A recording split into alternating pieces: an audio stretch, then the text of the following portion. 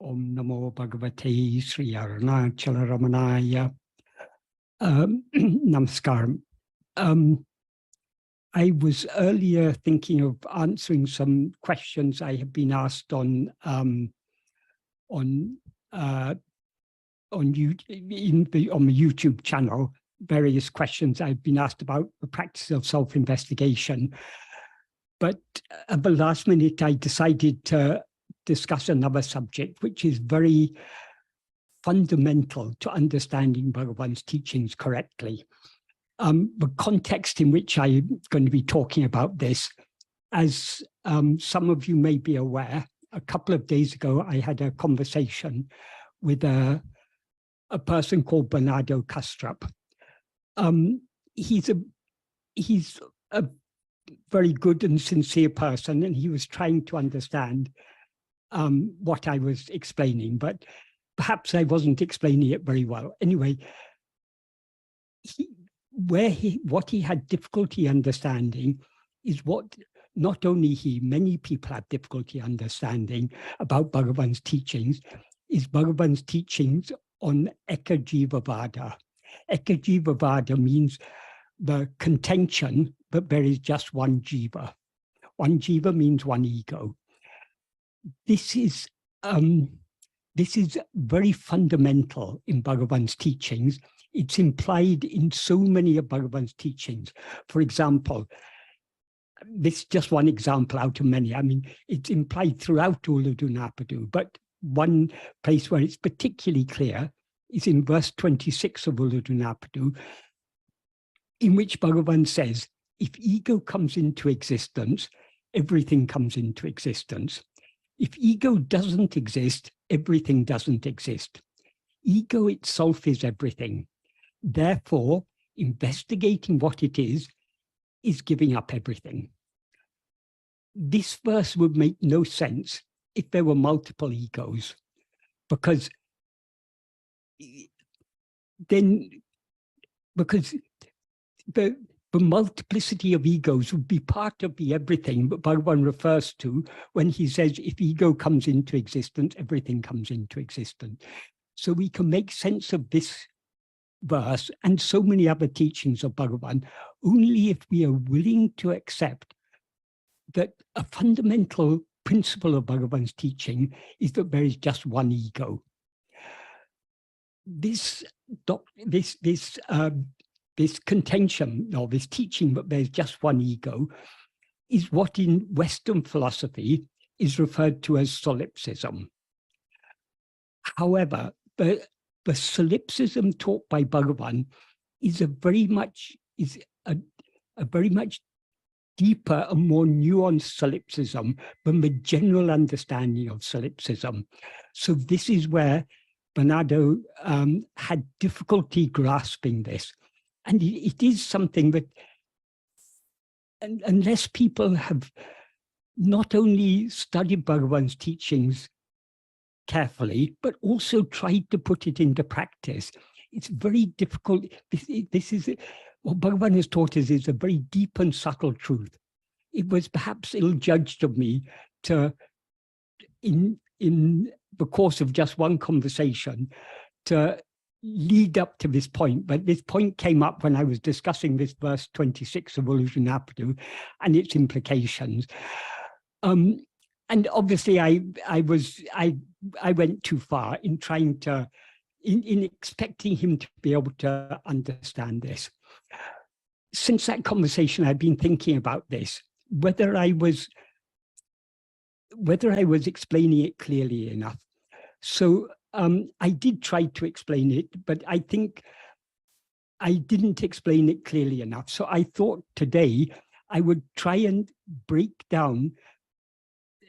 things down in a way that an analytical philosopher like Bernardo Kastrup could understand. In analytical philosophy, they like arguments to be very precise. All the terms in the argument should be well defined, and the premises should be clear, and the conclusion should be clear. So I noted down a series of premises, but I hope will help not only him, but so many of Bhagavan's devotees who have difficulty understanding this. I hope it will help them to understand in what sense Bhagavan is talking about. I mean, why Bhagavan is talking about one ego. So the premises that I was actually just noting them down before this meeting. I was in the middle of noting down the last one when Shalini asked me to start talking. So I'll go through the premises one by one. One, we are the experiencer of all that we experience. I think nobody is going to deny that. We all know we are the experiencer of all that we experience. As the experiencer, we always experience ourselves as a person. As the experiencer, that's number two. Then number three, as the experiencer, we perceive a world that is full of other people who are just like the person we seem to be. 4, since we, the experiencer, always experience ourselves as a person, every other person seems to us to be an experiencer just like us. 5, all the other people and their experiences are no less real than the person we seem to be. 6, so Michael, could you sort of repeat and go over it slowly? If we're trying Okay. to make notes, it's impossible. Okay, okay. So if we could just go through it again, Okay. like 2 or 3 times each Okay, one. yes, okay. The first one, we are the experiencer of all that we experience. That is, I'll repeat it once more. We are the experiencer of all that we experience. 2, as the experiencer, we always experience ourselves as a person. I'll repeat it. As the experiencer, we always experience ourselves as a person. 3, as the experiencer, we perceive a world that is full of other people who are just like the person we seem to be. I'll repeat, as the experiencer, we perceive a world that is full of other people who are just like the person we seem to be. 4, since we, the experiencer, always experience ourselves as a person, every other person seems to be an experiencer just like us. That is because we, the experiencer, take ourselves to be a person. We take every other person to be an experiencer. Could you just repeat that once, Michael? Okay. Since we, the experiencer, always experience ourselves as a person, every other person seems to us to be an experiencer just like us. 5, all the other people and their experiences are no less real than the person we seem to be. I'll repeat that. All the other people and their experiences are no less real than the person we seem to be. 6, so long as we seem to be a person, we experience suffering. And every other person seems to us to experience suffering in the same way. That is, so long as we seem to be a person, we experience suffering, and every other person seems to us to experience suffering in the same way. 7, so long as we are firmly convinced that this person whom we seem to be is what we actually are, then our suffering and the suffering of all other people will inevitably seem to us to be real. That is, so long as we are firmly convinced that this person whom we seem to be is what we actually are, then our suffering and the suffering of all other people will inevitably seem to be real. 8, but are we this person? In other words, is this person what we actually are? That is, But are we this person? In other words, is this person what we actually are? 9.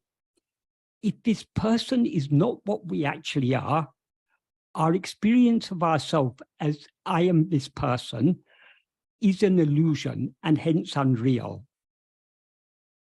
That is, if this person is not what we actually are, our experience of ourselves as I am this person is an illusion and hence unreal. 10. Everything that we, as the experiencer, experience is based upon our experience of ourselves, because we experience things other than ourselves only when we experience ourselves as a person, namely in waking and dream. That is, everything that we, as the experiencer, experience is based upon our experience of ourselves as a person, because we experience things other than ourselves only when we experience ourselves as a person, namely in waking and dream.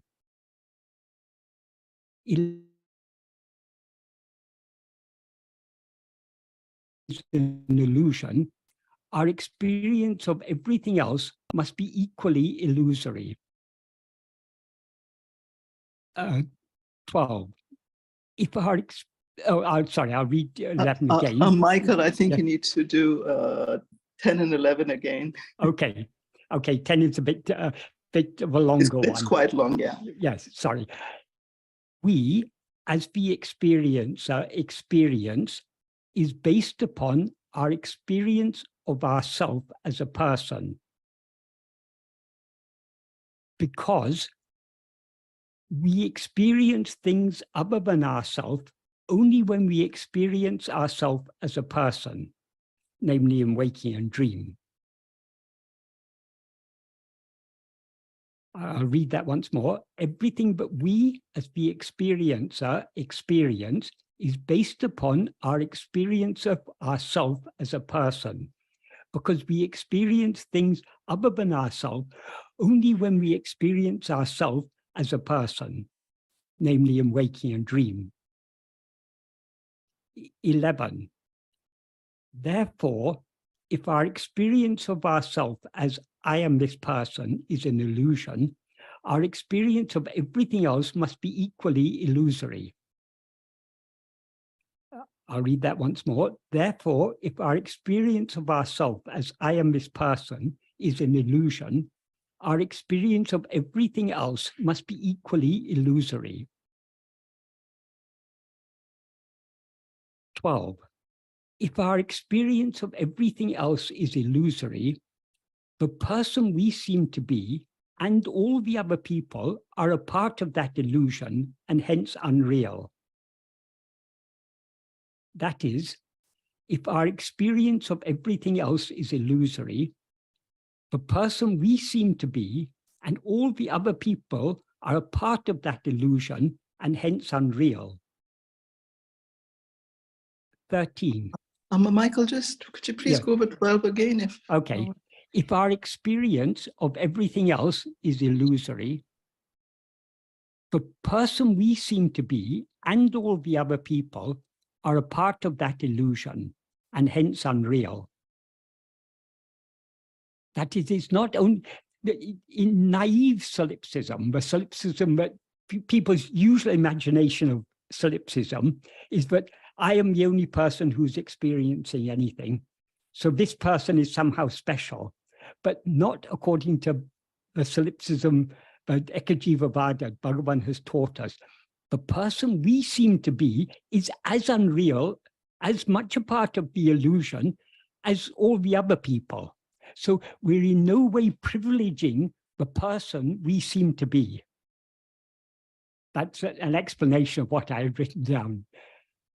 So I'll read it just once more, if that helps.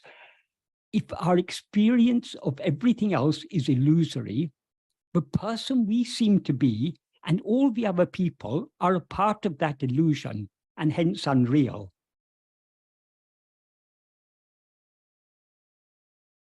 Is that clear, Shalini? Yes. Okay. 13. If the person we seem to be and all the other people are unreal, their suffering and everything else that they seem to experience must also be unreal. When I say their suffering and everything else that they seem to experience, they include the person we seem to be. That is, as a person we seem to be, we seem to undergo suffering, we undergo the joys and sorrows of life. But if this person we seem to be and all the other people are unreal, their suffering and everything else that they seem to experience must also be unreal. Is that clear, Shalini? Yes. And then 14 is also a longish one. Therefore, since the appearance of multiple experiences exists in the view of ourself as an experiencer who experiences itself as a person, if we are not this person, then the entire appearance of multiple experiences is an illusion and hence unreal. I'll read that again because it's a longish one. Therefore, since the appearance of multiple experiences exists in the view of ourself as an experiencer who experiences itself as a person, if we are not this person, then the entire appearance of multiple experiences is an illusion and hence unreal. Is that clear enough, Shalini? Yes, sorry. Yeah. And then 15. Since there can be no appearance without an experiencer of it, the root cause of the entire appearance of multiple experiences is the experiencer of it, namely ourself. I'll read that once more. Since there can be no appearance without an experiencer of it, that is, an appearance must always appear to someone or to something. I mean, there must be something that is aware of the appearance for there to be an appearance. So the root cause of the entire appearance of multiple experiences is the experiencer of it, namely ourself. That is, who experiences the appearance of multiple experiences. It is, we experience it. So we are the experiencer of the appearance of multiple experiences. Is that clear enough, Shalini? Yeah, I think that's clear. Yeah, okay. Then the 16th one, I was in the middle of writing, and there were maybe a few more I'll think of after this, but I'll read this one. Therefore, before we can judge the reality of the appearance of multiple experiences, we first need to investigate and find out the reality of ourself in whose view that appearance of multiple experiences appears, or in whose view that appearance exists, or seems to exist. That was as far as I got in writing down my notes. But the point is, so long as I'm now not reading from notes, I'm now coming back to the main. I mean, the rest is extempore. This is what I have prepared till now. Sorry, was that 16th point clear enough, Shalini? Yes, but I think it's always useful to go over it once. Okay. Therefore, before we can reliably, let's add there reliably, before we can reliably judge the reality of the appearance of multiple experiences, we first need to investigate and find out the reality of ourself, in whose view that appearance of multiple experiences appears.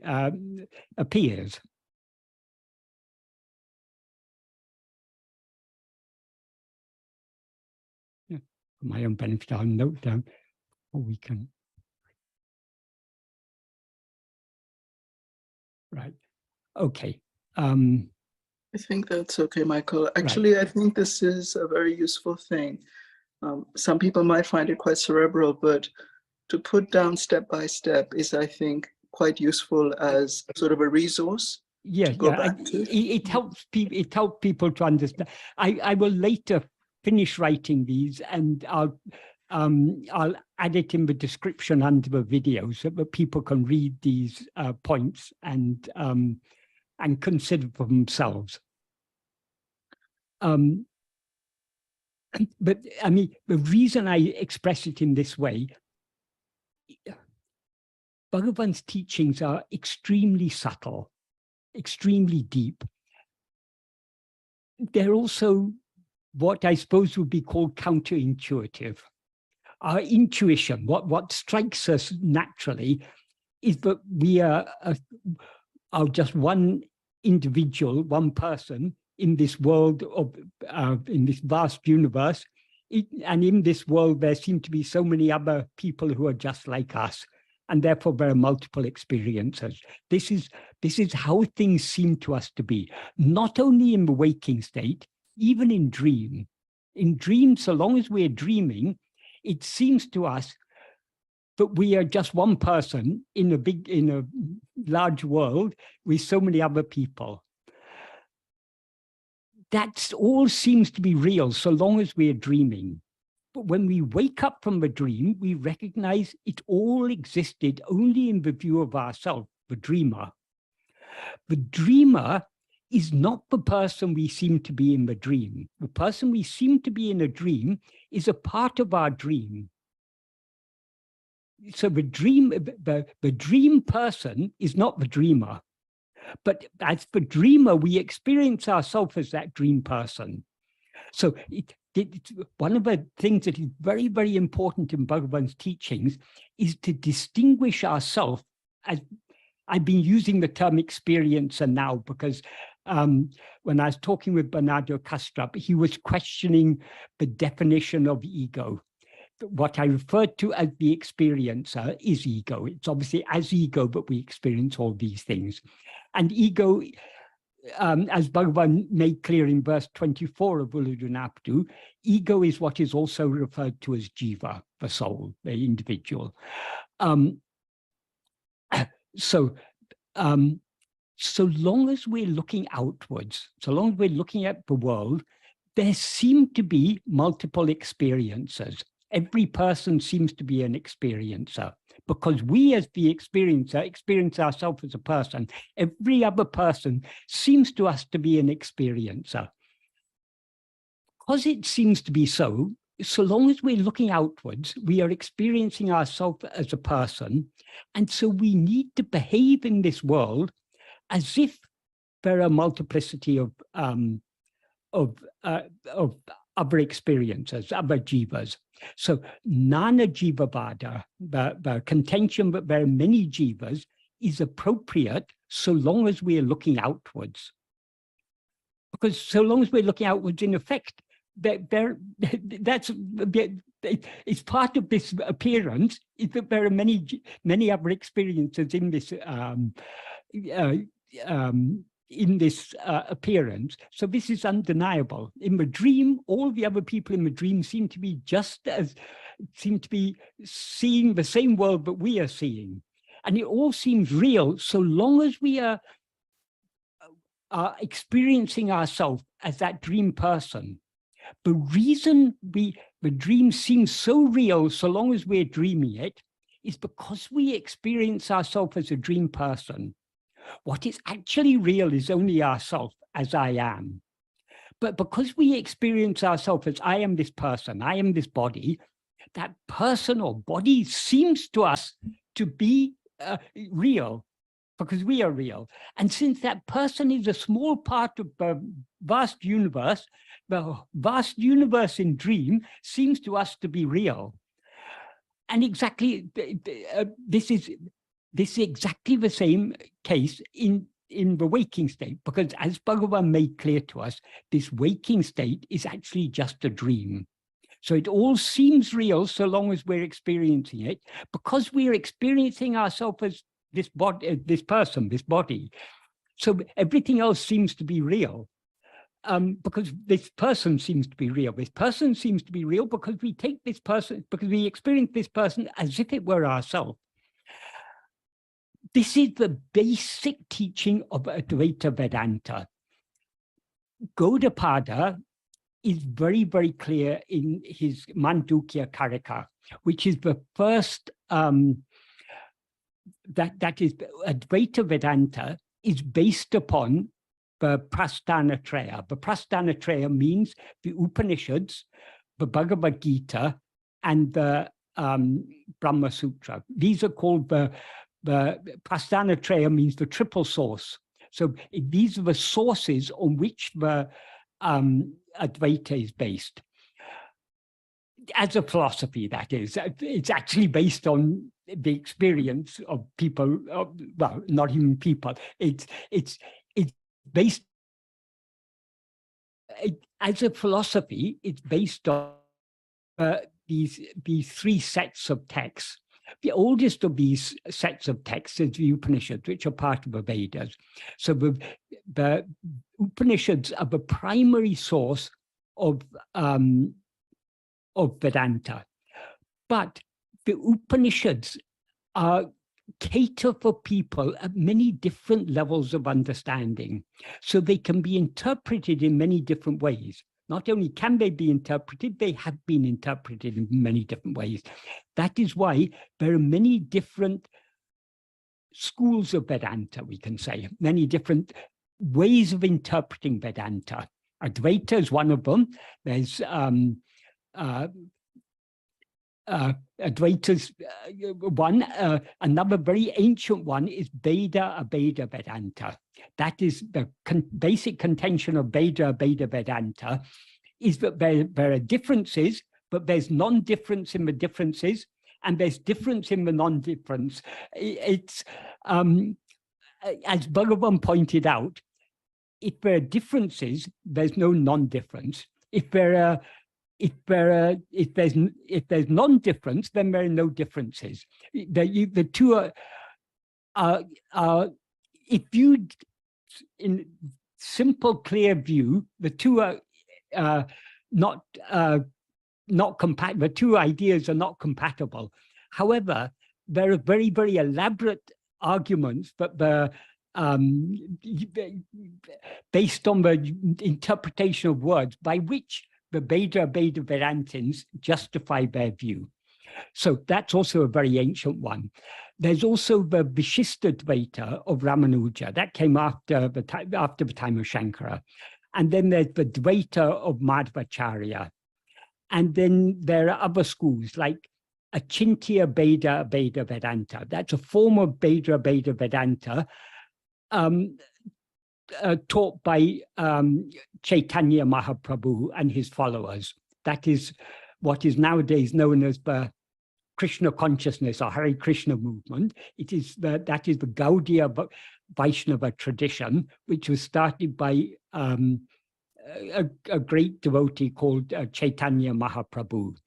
And there are various other forms of Advaita. There's one form of Advaita called Dvaita Advaita Vedanta. There's another form that's called Suddha Advaita Vedanta, Suddha, pure Advaita, but it's actually very dualistic, but it calls itself pure Advaita, Suddha Vedanta. So there are different ways of in which the Upanishads can be interpreted.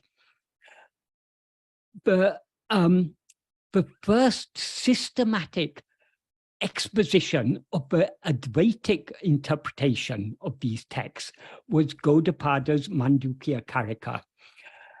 People generally say about Gaudapada that he taught Ajata, but that is an oversimplification. Gaudapada did make it clear, he stated explicitly, but Ajata is the ultimate truth. But most of the arguments he gives in the Mandukya Karika is that what we take to be waking is just a dream.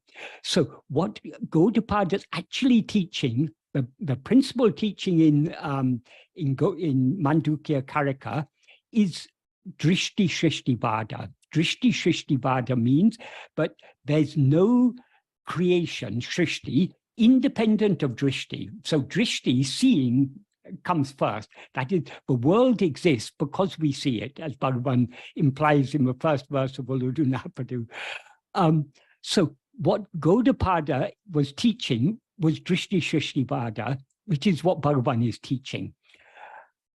However, later day, in classical Advaita, things got more and more diluted, because if you try to broaden the appeal of a philosophy, you have to dilute it.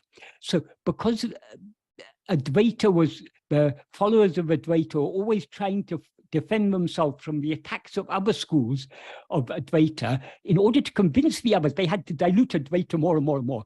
So the majority of classical Advaitins take the stance of Shrishti Drishti Vada. Shrishti Drishti Vada says that first there's a creation, we are born into it, and then we see it. So creation precedes perception.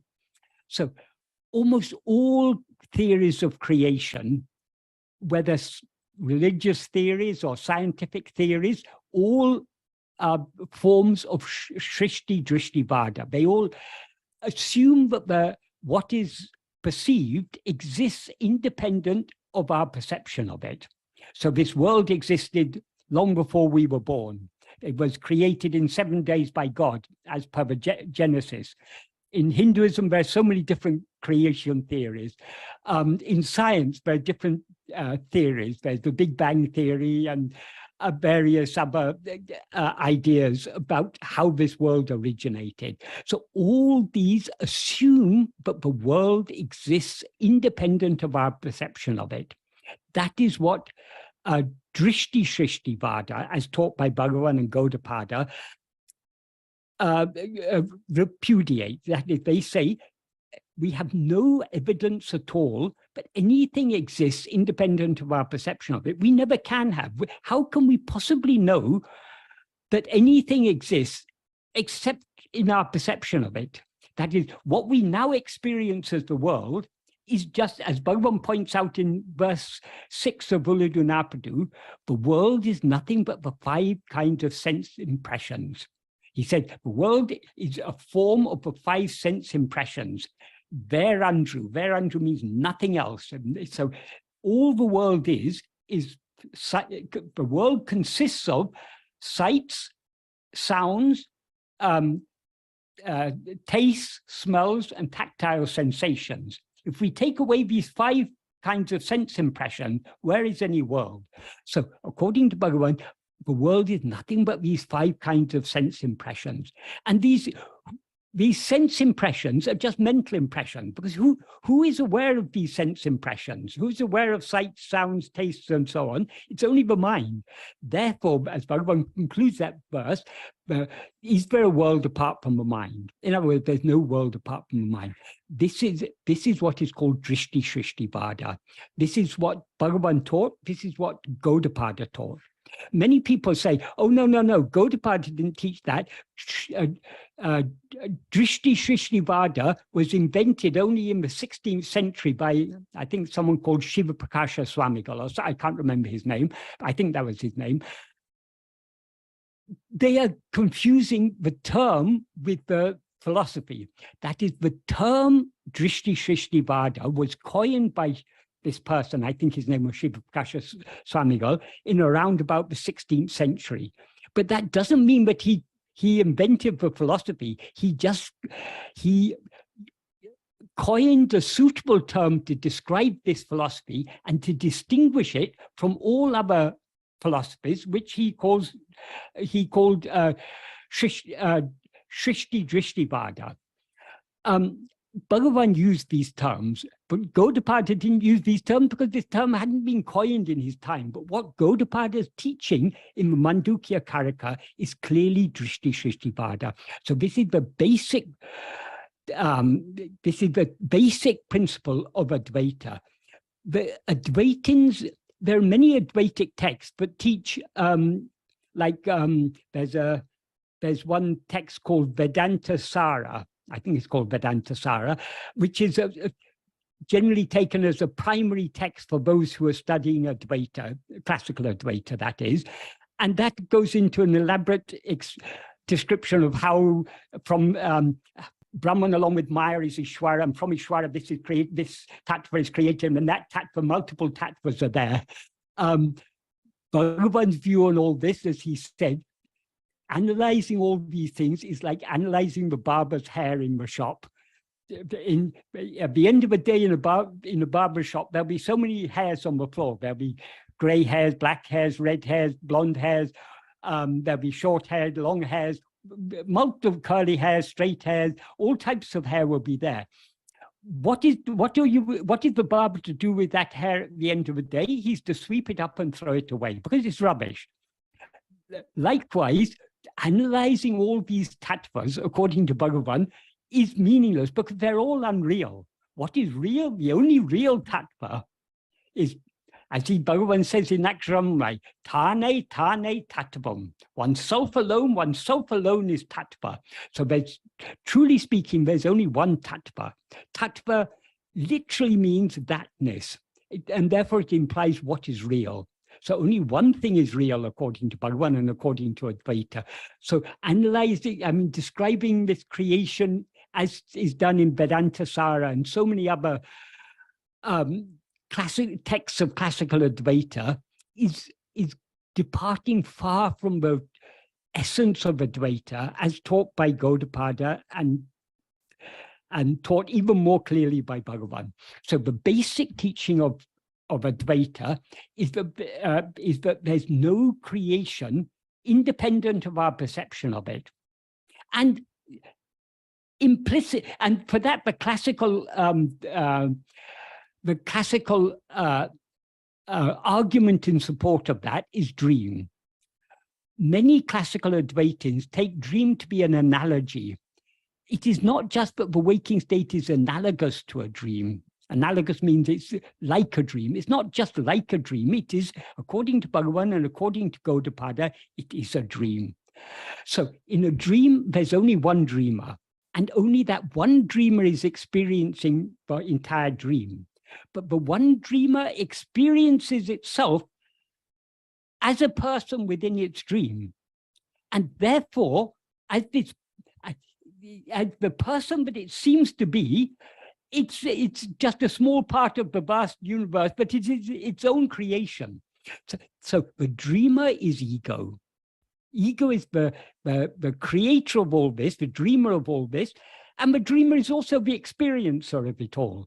So the dream doesn't exist independent of our experience of it. That is Drishti Shrishti Vada. That is what Bhagavan taught. So implicit in that is that there's only one experiencer. But so long as we are experiencing the dream, there appear to be multiple experiencers. So this is the arguments I was trying to give here. That is, we are the experiencer of all that we experience. But we experience ourselves as if we were a person. And we experience so many other people who appear to be just like us. And I went through those arguments. So why I gave these arguments, for people who don't understand the subtlety of Bhagavan's teachings, if we, like Bernardo, had difficulty understanding this because he was so firmly rooted in the idea that he is Bernardo. He was referring, for example, he was saying my ego. But if we say my ego, it implies that we are something else other than the ego, and that the ego is our possession. So I am Michael, and I, Michael, have an ego. That's the implication. But the I that is aware of itself as I am Michael, that is ego. So we can't say Michael's ego or Bernardo's ego or anyone else's ego. It's ego's person. That is, it's not Michael's ego, it's ego's Michael, because Michael is the person whom ego now takes itself to be. So unless we are able to distinguish ourselves as the experiencer from the person we experience ourselves to be, Bernardo said he was appalled by what I was saying. And truly, it would be, I can understand his point of view. It would be appalling to say it if we are taking ourselves to be the person. But it's only when we step back and understand that the person we seem to be is not what we actually are, but all these teachings Bhagavan has given us make sense. So Bhagavan never asked us to behave in this world as if we are the only experiencer. Bhagavan, we can see in Bhagavan's lifetime his compassion. I told Bernardo about the incident of the hornets when Bhagavan allowed his thigh to be stung by the hornets.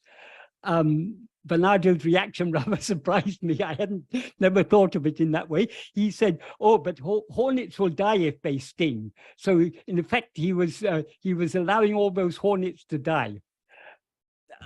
That's a very outward-looking way. The point I was talking about was about Bhagavan's compassion, how those hornets were angered because Bhagavan's thigh, though it was obviously an accident, Bhagavan didn't intend to disturb them, but accidentally his thigh disturbed them by brushing against the bush in which their nest was, in which they had their nest. So they took they were angry and they took their anger out on his thigh. And Bhagavan allowed them to do so because of his compassion for them. There are so many other incidents we can refer to in Bhagavan's life. For example, when the thieves broke into the ashram, when the thieves beat Bhagavan and some of his devotees. And the devotees were ready to bear when they were beaten, but when they saw the thieves beating Bhagavan, some of them wanted to fight back. But Bhagavan said, let them do what they're doing. They're doing their dharma. They are thieves, and it's the thieves of dharma. It's the dharma of thieves to steal and to beat people and so on. We are sadhus. We shouldn't leave our dharma. So Bhagavan was so compassionate to those thieves. And later when the police caught the thieves and brought them before Bhagavan and asked him to identify the one who had beaten him, Bhagavan said, "Find out the one whom I have beaten. He is the one who has beaten me now." So what Bhagavan implies by that, if anything happens to us, it's the fruit of our past karmas. So we must have done something in the past. So whoever he beat in the past, it must be one who beat him now. In the past means obviously not in this lifetime, in some previous lifetime.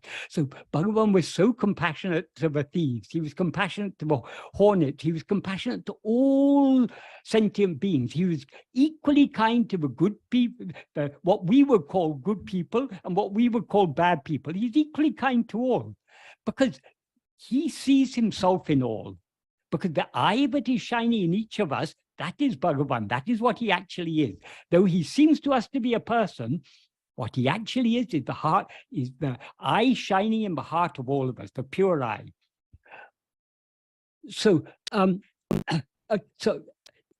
but I can see that from Bernardo's perspective, because he wasn't able to make that separation between himself as the experiencer and the person he takes himself to be, it seemed to him that what I was saying is, but other people are not experiencing anything. I am the only one who's experiencing it. That obviously would be appalling if we say that. That's privileging the person we take ourselves to be. That is completely missing the point. And that would obviously lead to far greater egotism. If I think I am the only one experiencing all this, this person, I'm the only one experiencing all this, then that's the height of egotism, because then only I matter. The suffering of other people doesn't matter. Only my suffering matters, because only my suffering is real. That is not what I was saying. What I was saying is, we experience suffering only when we take ourselves to be a person. And when we take ourselves to be a person, it seems to be us as this person who is suffering. So because we as this person seem to be suffering, the suffering of every other person is equally real. So it's a very subtle and nuanced, that is Ekajivavada as taught by Bhagavan, is very subtle and very nuanced. And it's not for, Bhagavan didn't teach us this in order for us to behave as if we are the only jiva. We shouldn't behave. But so long as we experience ourselves as I am this body, there seem to be so many other bodies just like us, and they all seem to be just as much experience as we are. So why did Bhagavan teach Ekajiva? That is made very clear in verse 534 of Guru Vachaka Kovai. What Bhagavan says here in this verse, there are two sentences. I'll read each sentence and then explain the meaning. The first sentence is, Ekane Jivan ena kondu, idiatul ukum ulla diran urei tidukha. That means, accepting that jiva is only one, may the courageous one who has discernment subside in the heart. The implication is that understanding that jiva is only one, we should have the courage and discernment to turn within and by investigating who am I, and investigate and thereby subside into the heart. So what we should investigate is, who am I, this one jiva who is seeing this multiplicity of jivas, is the implication. And then he says, uham malarada manda manam kolla jiva pala aba ena udumpatu. What that means is, to suit the mind of dull-witted people in whom discernment has not blossomed, conceding that jivas are many. What that implies is, it's only to suit the mind of dull-witted people in whom such discernment, such viveka, such wisdom has not, or such clarity has not yet blossomed, has not yet dawned. Do sages and sacred texts speak as if jivas are many? So outwardly, when we're looking outwards, it seems to us that there are many jivas. We should behave in this world accordingly. Because who is behaving in this world? The person we seem to be. So as this person, we are just one among so many people. And because we take ourselves to be, we the experiencer take ourselves to be this person, every other person seems to us to be an experiencer. We should behave in this world accordingly. So long as we're looking outwards, all the other people seem to us to be experiencers, just like we are. And those other people are no less real than the person we take ourselves to be. So long as we're looking outwards, we need to behave as if Nana Jiva Vada, the contention that there are many jivas, we need to behave as if that were true.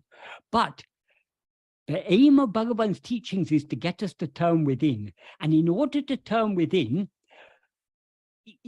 we are greatly helped in turning within by understanding that all this appears only in my view. None of this entire universe does not exist except in my view.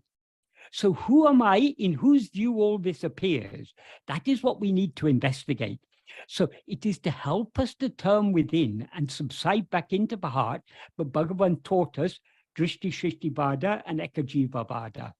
So these are very important teachings of Bhagavan, but I confess it was probably ill-judged of me to try to take Bernardo so deep into Bhagavan's teaching, since he had very little familiarity with he's got some familiarity with certain diluted forms of Advaita, but I think this was his first exposure to the deep and radical Advaita, the pure Advaita as taught by Bhagavan. So it was no doubt ill-judged of me, but just for the reason I brought up this subject today is because perhaps maybe he'll listen to this and hear these arguments and reconsider. I don't know whether this will help him or not, because we can't, that is, Bhagavan's teachings will make sense only if we are ready for them. Not everyone is yet ready for Bhagavan's teaching. So we cannot judge who is ready and who is not ready. Bhagavan alone knows that. And when someone is ready, Bhagavan will expose them to his teachings. So it was probably not wise of me, but since I was invited to take part in that conversation and I agreed, I possibly expected too much of him. And I can very much understand his view. I understand why he was, I think he said he was appalled by what I was saying. I can understand that from his point of view, what I was saying would have seemed appalling. But if we understand him in light of Bhagavan's teachings, if we understand him in light of the arguments that I gave at the beginning of this discussion, I think, well, some people will understand it, some people won't understand it. And ultimately, it doesn't matter. We are not here for convincing other people. We are, as Bhagavan very clearly indicated in verses 2 and 3 of Vuludu Napadu, the purpose of these teachings is not to engage in argument with others. The purpose of these teachings is for us to turn within and to cease rising as ego. That is the aim of Bhagavan's teachings, and that is what we each have to follow. But sometimes in the course of our life, we engage in conversation with others who have different views, and we have to respect all other views, because everyone is seeing things from their own perspective. This is why in Indian, there's no exact equivalent of the term philosophy in Sanskrit or other Indian languages, but the equivalent term is darshana. Darshana means view or seeing.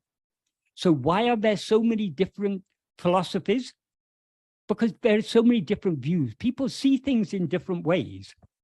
The Daniel Dennett's of this world, they see things in their view is completely materialistic. They can't see beyond the appearance. Daniel Dennett once described himself, I've heard, he once described himself as a third person fundamentalist, because for him, the third person, the outside world is so real. And so he takes even consciousness to be an illusion. That's how he sees things. People understand according to their capacity. So certain people don't have the capacity to see more than that. It's actually extremely illogical to say, as he says, that consciousness is an illusion. I'm sure he will have some arguments in favor of it, but if we view it simply, because you cannot have an illusion without being an illusion can exist only if there's something that is conscious of that illusion. So without consciousness, there could be no illusion. So to say that consciousness is an illusion is, it makes no sense at all from our perspective. But from his perspective, obviously, it makes sense. That's how he views things. So there's so many, every philosophy is just a particular view. So we have to respect other people's views, because not everyone is given to see things the way we see them. So if we are given to understand Bhagavan's teachings, that is entirely by his grace, because the nature of ego is always looking outwards, always grasping form. So the nature of, so long as we're going outwards, this outside world seems to be so real. In order to these things and to be willing to turn within and to really understand these things, we can understand not just by, I gave some arguments at the beginning, reasonable arguments, but mere arguments are not sufficient. You cannot convince anyone, however reasonable your arguments may be, you cannot convince anyone by argument unless they're able to see it. So we are fortunate that by Bhagavan's grace, we have been given to see these things, to understand these things from the perspective of Bhagavan's teachings. But the same Bhagavan who has given us the clarity to understand these things, is the same Bhagavan is shining in the heart of everyone, and from within the heart of everyone, he's preparing them to come to eventually to this view. So Bhagavan's grace is equal for all, but we just happen to have reached a stage. His grace has matured us to a point where we're able to see these things, but we wouldn't have been able to see before. Previously, we would all have been Daniel Dennett's at one time, but we've evolved beyond that. But entirely all spiritual development is only by grace, because without grace what is grace? Grace is the love that Bhagavan has for us as himself. And love is his own real nature. He is himself that love. And that love is our own real nature. So that love, that grace, as Bhagavan said, grace is always shining in our heart as our own being, as I am. But in order to avail ourselves of that grace, we need to look within. The more we look within, the more our mind will be thereby purified and clarified by grace. So that which is shining in our heart as I, that light of pure awareness that is shining in our heart as I, that is grace, that is Bhagavan. And that alone can give us the clarity to understand these things. So though we can give logical arguments, those logical arguments will convince only those who are ready to be convinced by them. So logic has its limitations. Everything has its limitations. If we want true clarity, we shouldn't.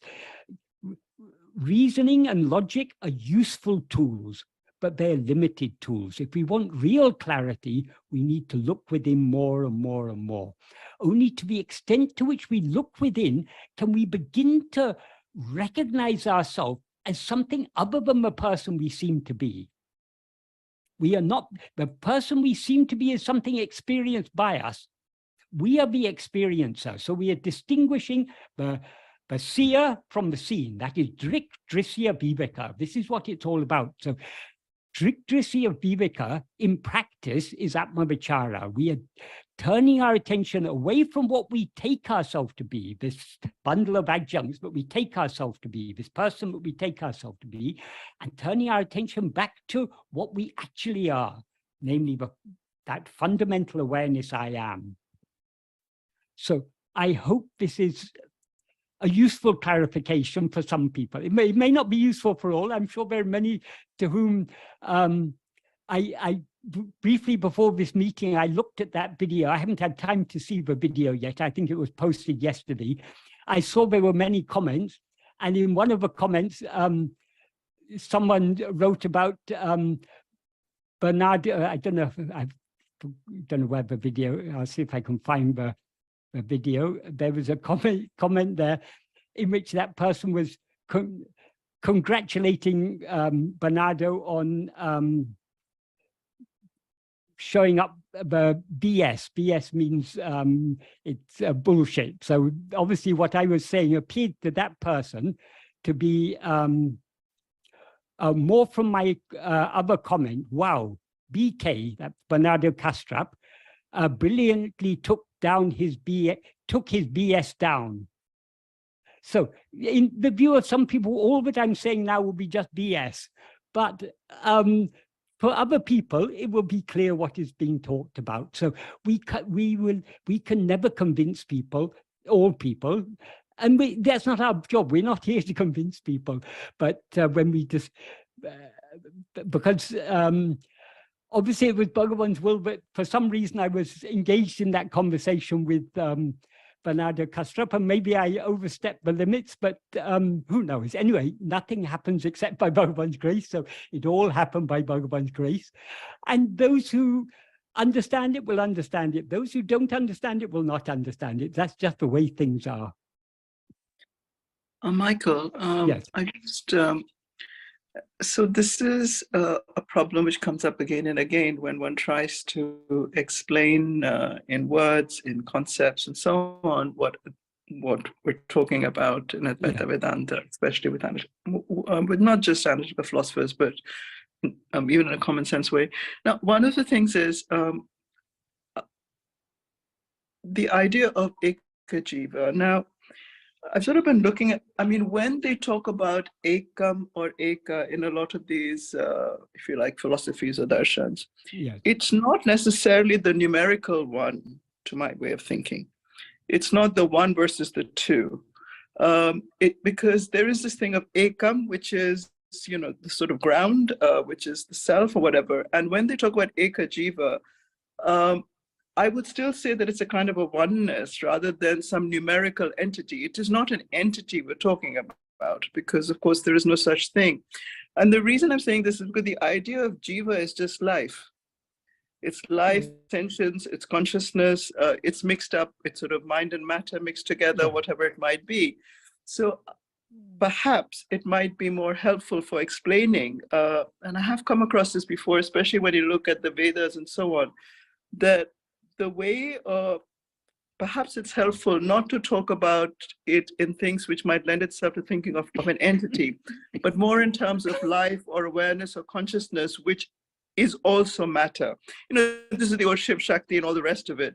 These are not entities which it is, I don't know, it's a certain kind of possibility where there is an identification with a particular body as I and mine.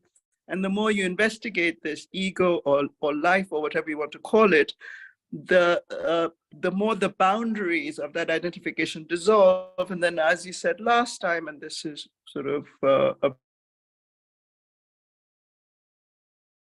boundaries of what I take to be myself begin to dissolve, the notion of self and other dissolves, and there is much more compassion and generosity and self-centeredness. There's not that kind of narcissism, okay? The idea of us and them begins to dissolve is the opposite of self-centeredness and of what's taken to be solipsism or whatever it might be. Okay, so I think that maybe way of presenting or talking about this idea of ego and jiva, I think perhaps, you know, the words also have an effect, because then people can pick it apart in certain ways. I mean, to my mind, because I'm actually supposed to be writing about this in this book, and I'm not going to talk about anything which lends itself to grasping an entity and something which is me, because what we're looking at is that the world appears with myself and everybody else in it, and it is that living awareness or that life and so on is what's appearing in the dream, in the waking and so on, in which, because there is this identification with a particular body as I, there is a sense of reality also lent to everything else, including other experiences and suffering. It's something which is there in Buddhism as well. They also talk about it actually in very similar terms. But I'm just thinking that maybe, you know, the way we translate some of these terms, the way we talk about them, yes, I mean, it might be helpful to just change that, because if we say something like life, or I mean, I know it's a very general term, and but as something which lends itself to identification or something, you know, sort of, I think they talk about consciousness and energy, whatever, you know, it's a mixture of the two, you know, this kind of thing, and the investigation is the kind of purification in which, you know, all the floss falls away. This is why in this when I gave these arguments at the beginning, these 16 points, I rather than using the word jiva or ego, which are the terms that Bhagavan usually, I mean, Bhagavan most commonly uses the word ego, but he makes it clear that what he means by jiva is also ego in verse 24 of Vedantic. But in order to avoid such terms which others may each interpret in their own way, I simply referred to ourself as the experiencer, because it's ourself as the experiencer, but is what Bhagavan means by ego. Well, as you say, all this appears, but to whom does it appear? It appears only to us as the experiencer, which is what Bhagavan would say as ego. And so it's only as ego that we see all this. And as ego, we always experience ourselves as I am this body, I am this person. So there is, we have to admit, there is an entity to whom all this appears. That entity is what I refer to as the experiencer. And in the view of that entity, there seem to be so many other experiences, so long as we're looking outwards. But when we look within, we detach ourselves from the person we seem to be, and we penetrate through the experience. First separate ourselves from the person we seem to be. We distinguish ourselves as the experience of a knower from the person that we experience ourselves to be. And then when we turn our attention towards the knower, we then penetrate through the knower back to the original ground, which is the pure I am. The knower, the experiencer, is that which experiences itself as I am this body. But the pure awareness, that what we actually are, the pure being, is I am. I am bereft of adjuncts. So I am conflated with adjuncts is the experiencer. I am bereft of adjuncts is the reality. That is Brahman, that is Atma-swarupa, that is God, whatever we want to say. There are a couple of questions. Should we? Yes, certainly. I think the first question is from Titi. He'd like to ask a question. Titi? Yes, hello. Yeah, Titi. If I turn within totally, fully, okay, what happens with this ego in daily life? Is there anything, or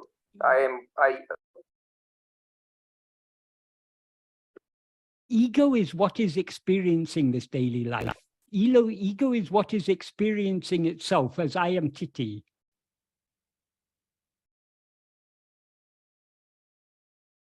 And okay, and if I am pure awareness, there is no ego, life, or anything. No. But so long as we're looking outwards, we always experience ourselves as a person. So we who experience ourselves as a person and who consequently experience everything else, we are ego. But if we as ego turn our attention back towards ourselves to see what we actually are, there's no such thing as ego to be found. Just like if you see a rope and mistake it to be a snake, the snake seems to exist so long as you don't look at it carefully enough. But if you want to find out what is this snake, is it a cobra or a grass snake, or is it a poisonous snake or a harmless snake? If you look at the snake very carefully, what do you see? Oh, it's not a snake at all, it's just a rope. Likewise, if we who now seem to be ego look at ourselves carefully enough, we'll see that there's no such thing as ego at all. What we actually are is just pure awareness. When we remain as pure awareness, then we alone exist. But so long as we rise as ego, there seem to be others. There seems to be this vast universe full of so many others. Because we seem to be a person, there seem to be so many other people who are just like us. And there seems to be all this multiplicity. But multiplicity appears only because we rise as ego and consequently look outwards. If instead we look within, ego will dissolve forever and we will remain as we actually are. And can be both pure awareness and ego in the same time? No. You are always pure awareness, even when you seem to be ego. But the rope doesn't cease to be a rope when it seems to be a snake. But so long as it seems to be a snake, there seems to be only a snake, no rope there at all. It's only a snake. So it seems. But if you look at the snake carefully enough, you'll see, oh, there never was a snake. It was always only a rope. Likewise, so long as we rise as ego, ego seems to be all there is. I mean, ego and everything that it experiences seem to be all there is. But if we as ego turn our attention back to see what we actually are, we will see that we were always pure awareness and nothing other than pure awareness ever existed. Yeah, and everything disappears, and the ego disappears. When ego disappears, everything must disappear along with it, because everything appears only in the view of ego. Yeah. So Bhagavan's teachings are very, very simple, but extremely deep and radical. Very radical. Yeah. Yeah. Thank you very much. Too radical for us. That is why we're still here talking about this, because we are not yet ready to let go of this false identification. So we try to turn within, but why we are not able to go deep enough within, because we're not yet ready to surrender ourselves. We're not ready to let go of this false identification. Yes. I, Michael, want to know myself. So long as I know myself as Michael, I don't know myself as I actually am. So I cannot know myself as Michael and know myself as I actually am at the same time. So without letting go of this false identification, I am Michael, I can never know myself. When I know myself, then there's no such thing as Michael or anything else at all.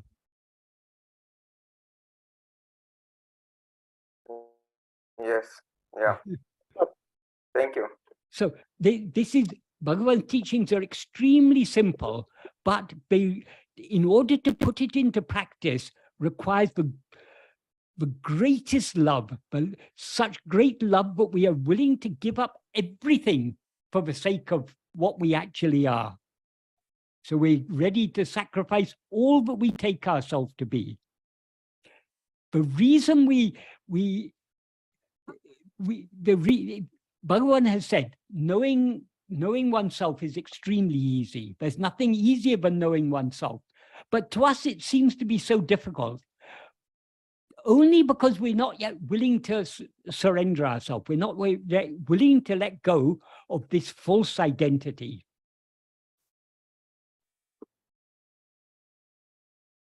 So this is the ultimate supreme achievement, to give up everything that we take ourselves to be and just to be as we always actually are. Actually, we've not achieved anything. When we achieve that, we've not achieved anything, because we remain as we always actually are. As Bhagavan said, there's nothing new to be achieved. But what we need to achieve is to give up everything that we now take ourselves to be. Bhagavan generally spoke only in Tamil or other South Indian languages, but he understood some English, and occasionally he would speak in English when it would carry a desired effect. So talking about the English word realization, because people describe Atmanyan is described in English as self-realization. Bhagavan said, how to realize what is always real. What is always real doesn't need to be realized. The problem is that we've realized the unreal. So all that is required is that we unrealize the unreal, and the real alone will remain. Bhagavan said this in English because of this English. I mean, he could say it meaningfully only in English, so he said it in English. So there's nothing new for us to achieve, but from our perspective as ego, the great achievement is to cease being ego, to merge back in our source and be as we always actually are. So it's not an achievement, but from our perspective as ego, it seems to be a great achievement. So we are here because we didn't realize ourselves. Yes. But the aim of Vedanta, all Vedantins will agree, is Sukha Prapti, Dukkha Nivritti, the attainment of happiness and the removal of misery. But the happiness we are seeking to attain is what we always actually are, and the misery we are seeking to remove is what was ever non-existent. So we are seeking to achieve that which is always achieved, namely happiness, which is our own real nature, and to remove what never actually existed, which is ego and all its suffering. Yes.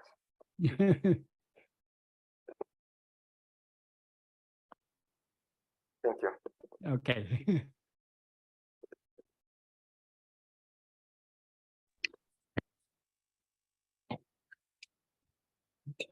The next question is a document. It's a bit, yeah. So it's a long question. It says that in Nanyar, questions 10 and, in Nanyar, sections 10 and 11, Bhagavan is clearly asking us to ask the question, when thoughts of any kind arise, to whom has this thought arisen? The answer that would emerge would be to me. Thereupon, if one inquires, who am I, the mind will go back to its source.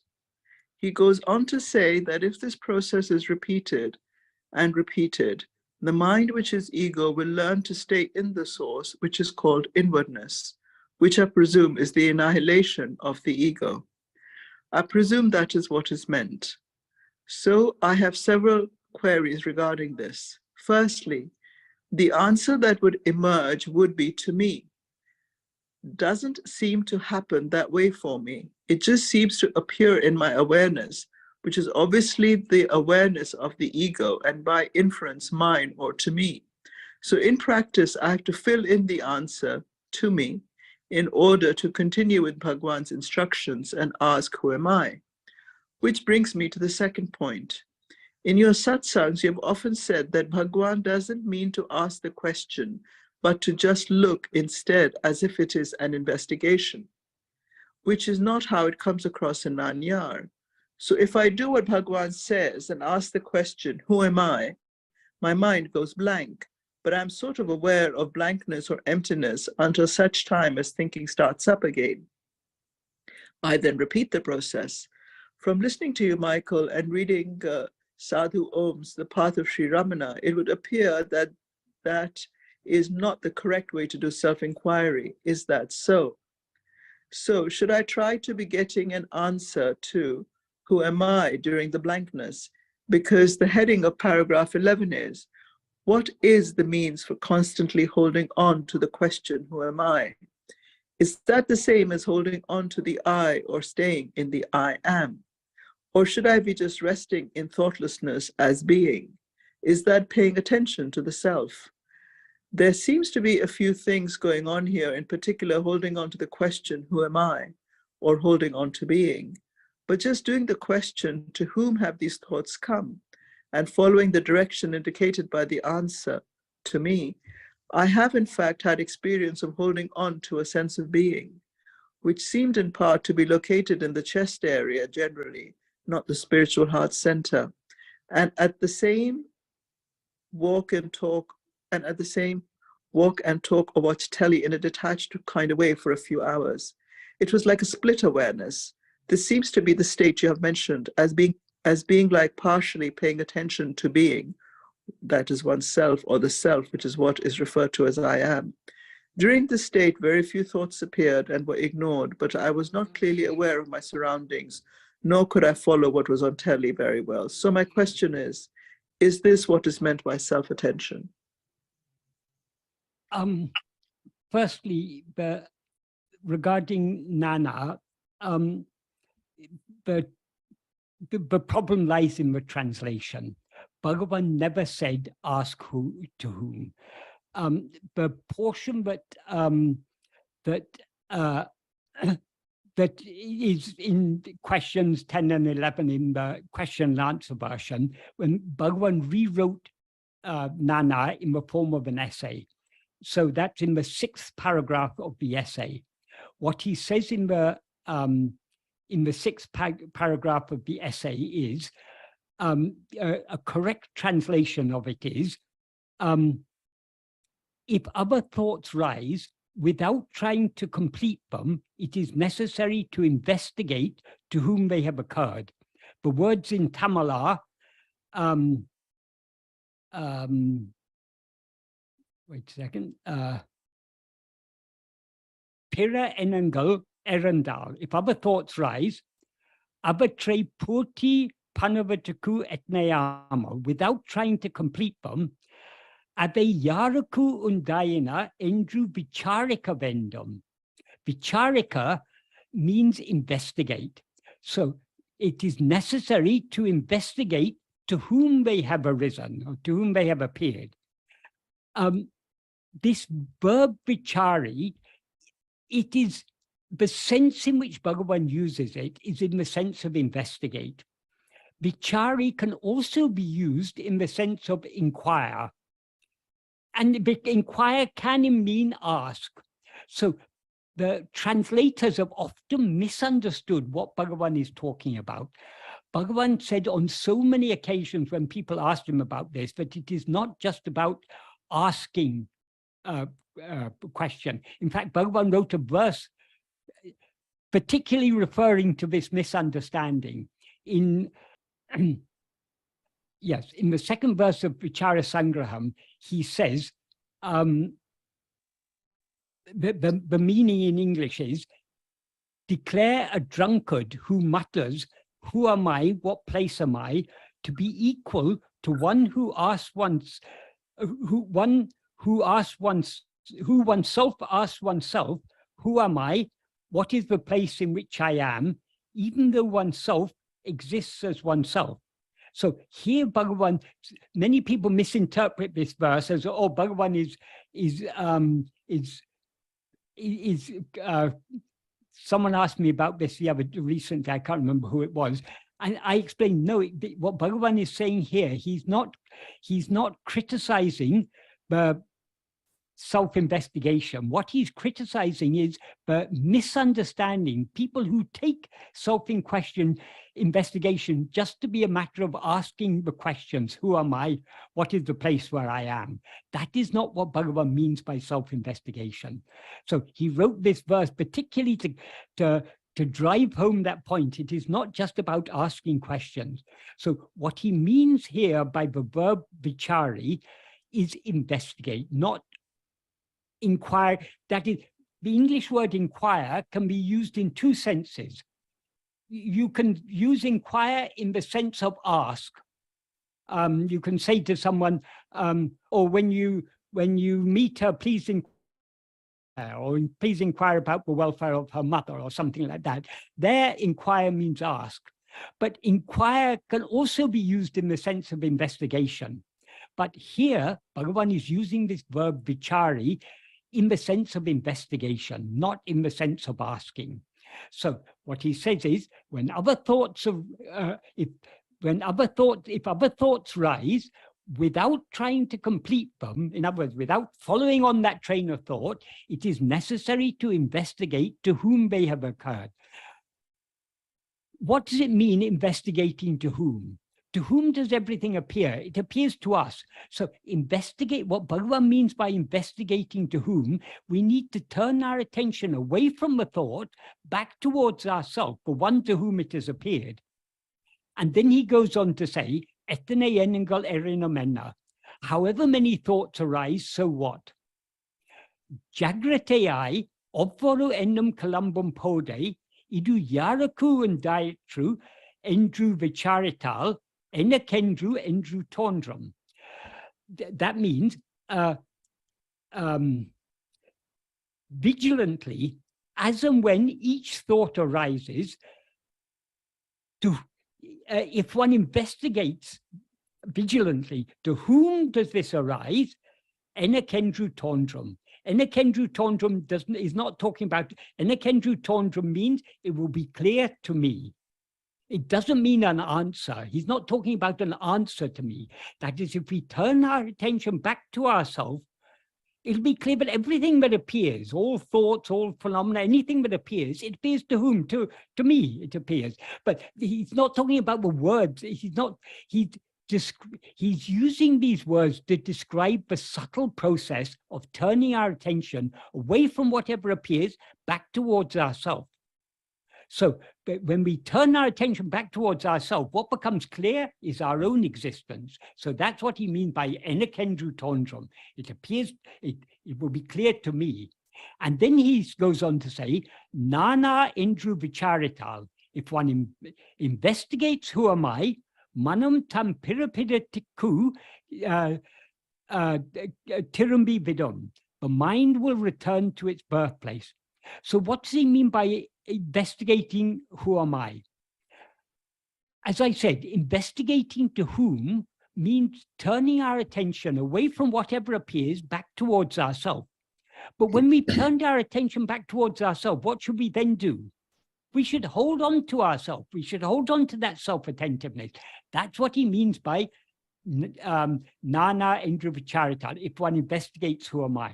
So investigating to whom is turning our attention towards ourselves. Investigating who am I is holding on to that self-attentiveness. If we hold on to that self-attentiveness, the mind will return to its birthplace. Its birthplace means its source, the place from which it rose. In other words, our own being.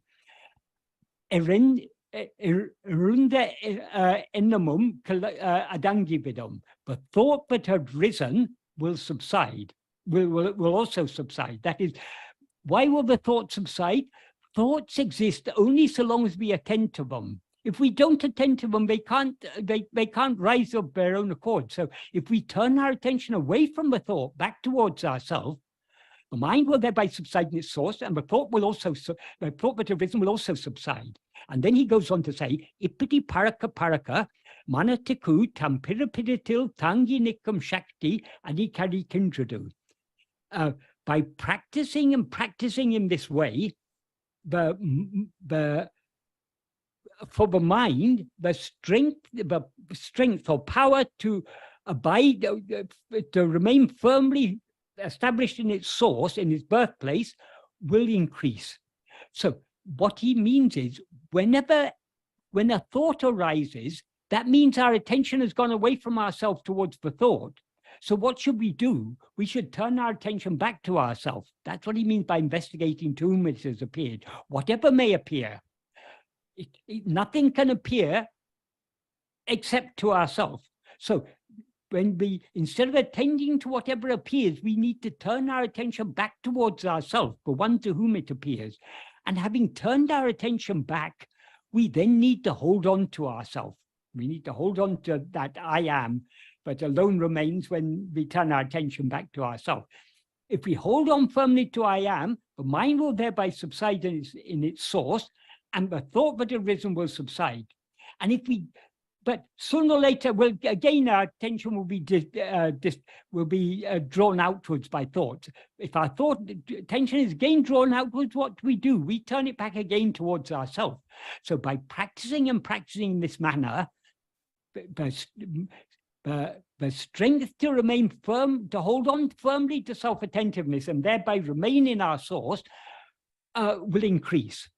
So this has got nothing to do with asking the question, who am I? Or asking the question to whom, or getting the answer to me. Bhagavan doesn't mean getting the answer to me. It'll be clear to me. That is, when we turn our attention away from whatever appears, back to the one to whom it appears, it'll be clear to me everything is appearing. What the vast universe, to whom does it appear? To me. So, and then having turned our attention back to that me, we need to hold on to that me. In other words, we need to hold on to self-attentiveness. So that is what Bhagavan is describing there. So Bhagavan made it very clear later in Nana, in the 16th paragraph, he very, very clearly defines what he means by Atma Vichara. He says,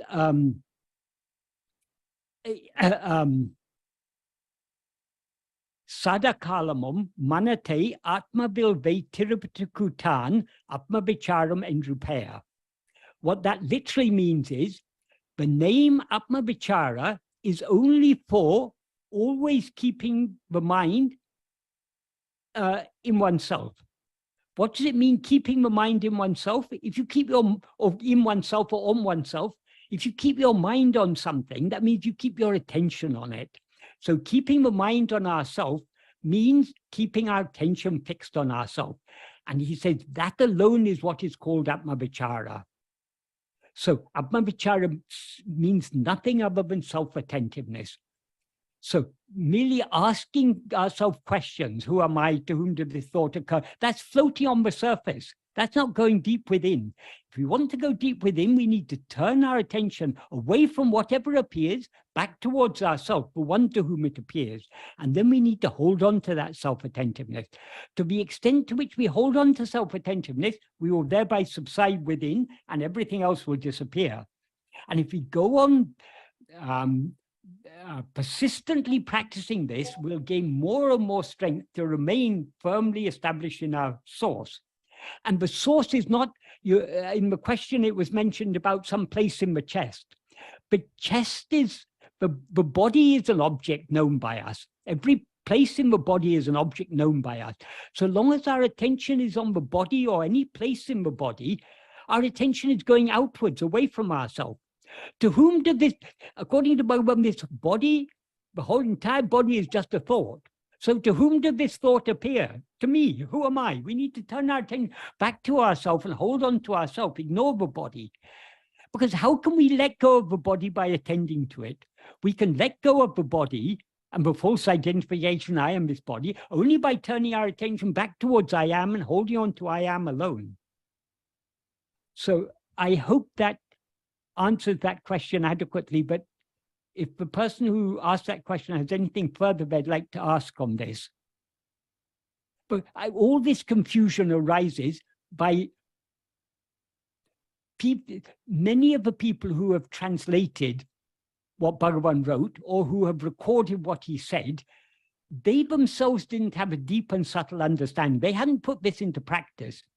But that translation of Nana that you refer to, the question and answer version, that was translated by T.M.P. Mahadevan. He was a professor of philosophy in Madras University.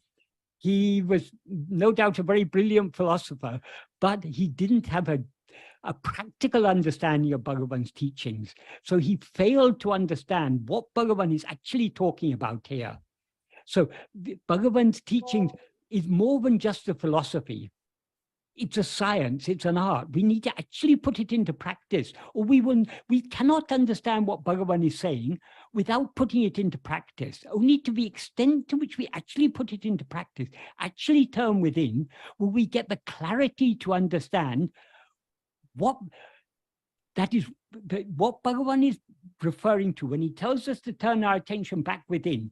That cannot be adequately expressed in words. But Bhagavan is pointing us in the right direction, but we need to understand what he is pointing at. He's pointing us at ourselves. So it requires a certain level of a certain depth and subtlety of understanding, even to understand what the practice is. Many people who recorded books like talks day by day and so on, these people didn't even understand what the practice is. That's why there's so much confusion in what they recorded. What Bhagavan says is very clear. Sometimes Bhagavan has to dilute his teaching to suit the questioner, but even when he does so in a very subtle and nuanced way. So those who have a deeper understanding will understand that though Bhagavan seems to have diluted his teaching, he's actually saying the same thing in other words. He's pointing back at because Bhagavan appeared in this world for one reason and one reason alone. Appeared in this world means appeared in this dream of ours for one reason and one reason alone. That is to turn our attention back to ourselves. So the whole purpose of Bhagavan's teachings, everything that Bhagavan taught us, it all had this one aim in mind. Earlier, I was talking about the Ekajiva Vada, the Drishti Shrishti Vada, these teachings of Bhagavan. These all have one purpose and one purpose alone, to turn our attention back to ourselves. To whom does all this world seems to exist, but to whom does it seem to exist? To me. Who am I? We need to turn our attention back to ourselves. That doesn't mean we have to ask for questions. That is a way of describing turning our attention away from other things back towards ourselves. When he said there's only one ego, one jiva, what does he expect us to understand from that? Oh, if there's only one ego, then who am I, this one ego? We need to turn our attention back to ourselves. So the sole aim of all of Bhagavan's teachings, if we understand correctly, is to turn our attention back to ourselves. If we don't understand that, we haven't understood Bhagavan's teachings.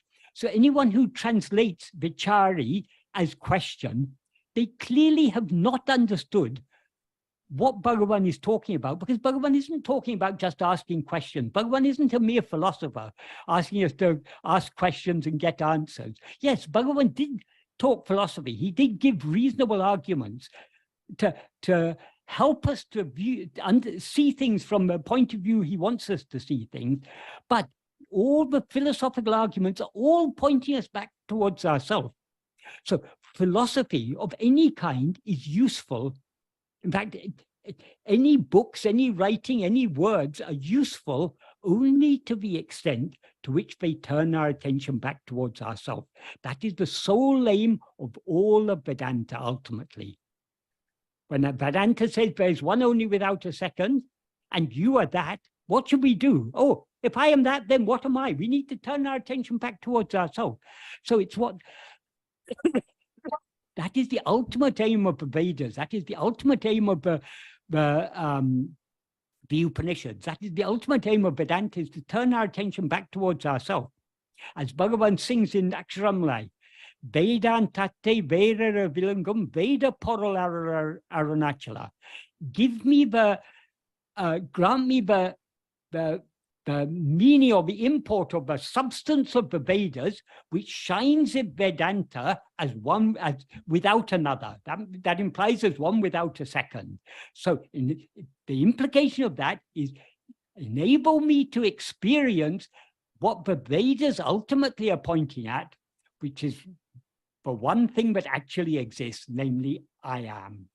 That is the whole purpose, not only of Bhagavan's teachings, it's the whole purpose of, it's the ultimate purpose of the Vedas, of the Vedanta. In fact, it's the ultimate purpose of all religions. Even Christ said, look, see, the kingdom of God is within you. He didn't just say, the kingdom of God is within you, believe me. He said, look, see.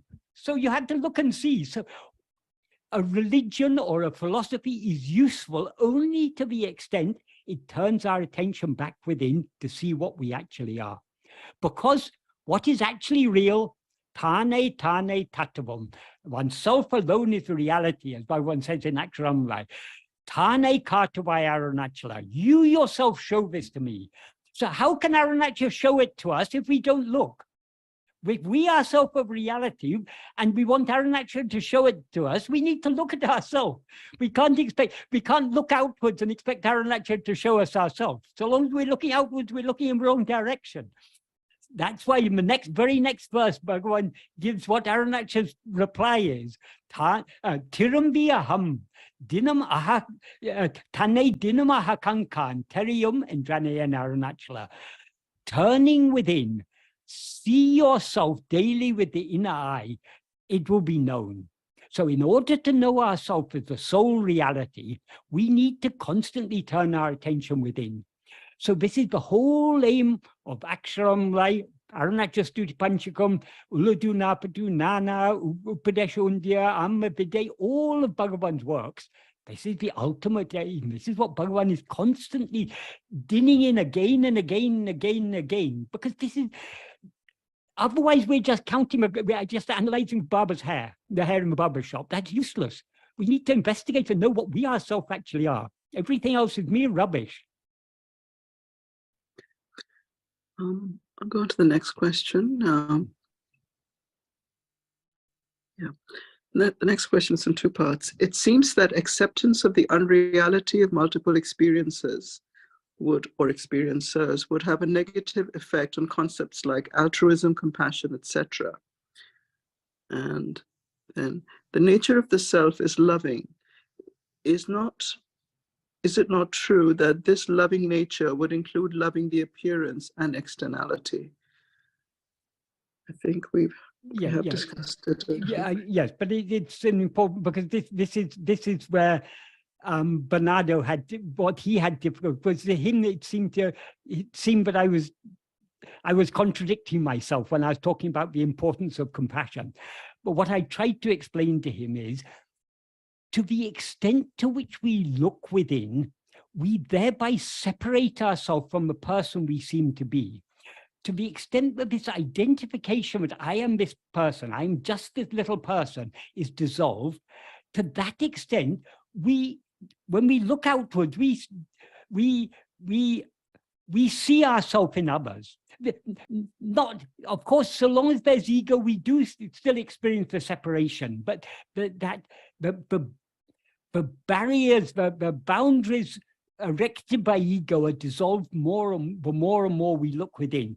So compassion and empathy and care for others will naturally arise in us to the extent to which we go within. So viewed from a purely philosophical point of view, without understanding the subtleties of what Bhagavan is talking about, I can see that from Bernardo's point of view, what I was talking was, I was contradicting myself, because I was talking about the importance of compassion, but I was refusing to. He wanted me to admit that other people are sentient. What I was saying to him is, it seems so. But then he said, then how can you say that you need compassion? I mean, that's basically what he was implying. But what I was saying, what I was trying to explain to him is, not only the other people seem to be sentient, the person we seem to be seems to be sentient. Why? Because we take ourselves to be that person. But we are not that person. That person that we take ourselves to be is an object experienced by us. It is drisya. We who experience that person are drik. We need to distinguish. This is drik drisya viveka, distinguishing the knower from the known, the seer from the seen, the experiencer from what is experienced. So this person, what makes up this person? It's the five, what Bhagavan and Vedanta refers to as the panchakosha, the five sheaths. That is the physical body, the life that animates it, and the mind, intellect, and will that function within it. These collectively make up the person we take ourselves to be. But these are all things known by us. We know this body, it's an object, we can see it, we can feel it, we can taste it if we bite ourselves, we can smell it, we know this body we can hear ourselves talking, we know this body through all the five senses, we know this body. So this body is clearly an object. But prana, the life in this body, is an object. We experience it as breathing, heartbeat, all the physiological functions that is prana manifests in our body in the form of these life manifests in this body in the form of all these physiological functions. The mind in this context means the grosser functions of the mind, perceptions, memories, thoughts, feelings, emotions, and so on. These are all things known by us. They're all objects. The intellect and its workings are known by us. The will consisting of, in its grosser form consisting of likes, dislikes, desires, attachments, and so on, and in its subtler form consisting of vasanas, which are the seeds that arises all these likes and dislikes and so on. These are all things known by us. So they're all objects. But who are we, the knower of them? So we need to distinguish ourselves from the things that are known. When we distinguish ourselves from the things that are known, we separate ourselves from this person. That is the identification is still there, but the more we turn within, the more this identification is dissolved. The more the identification is dissolved, the more we're able to, the more the veiling is removed from our eyes, and the more we're able to see other people's suffering as our own suffering. So we naturally feel, as Bernardo pointed out, compassion means to suffer with. So yes, when we see others suffering, we suffer with them, because we see it as ourselves suffering in that, we see ourselves in them. So compassion, however illogical it may seem to those who have not put this into practice, to anyone who has put this into practice, it will be very clear. But compassion will increase to the extent to which we go within. And the supreme example of that is Bhagavan, who is the very embodiment of compassion.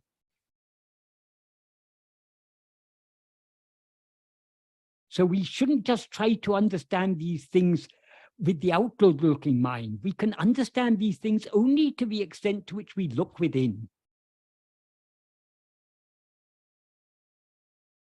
If we don't look within, all these things will seem, as that person wrote in a comment, but what he implied in the comment, I was talking BS, and Bernardo brilliantly brought down my BS.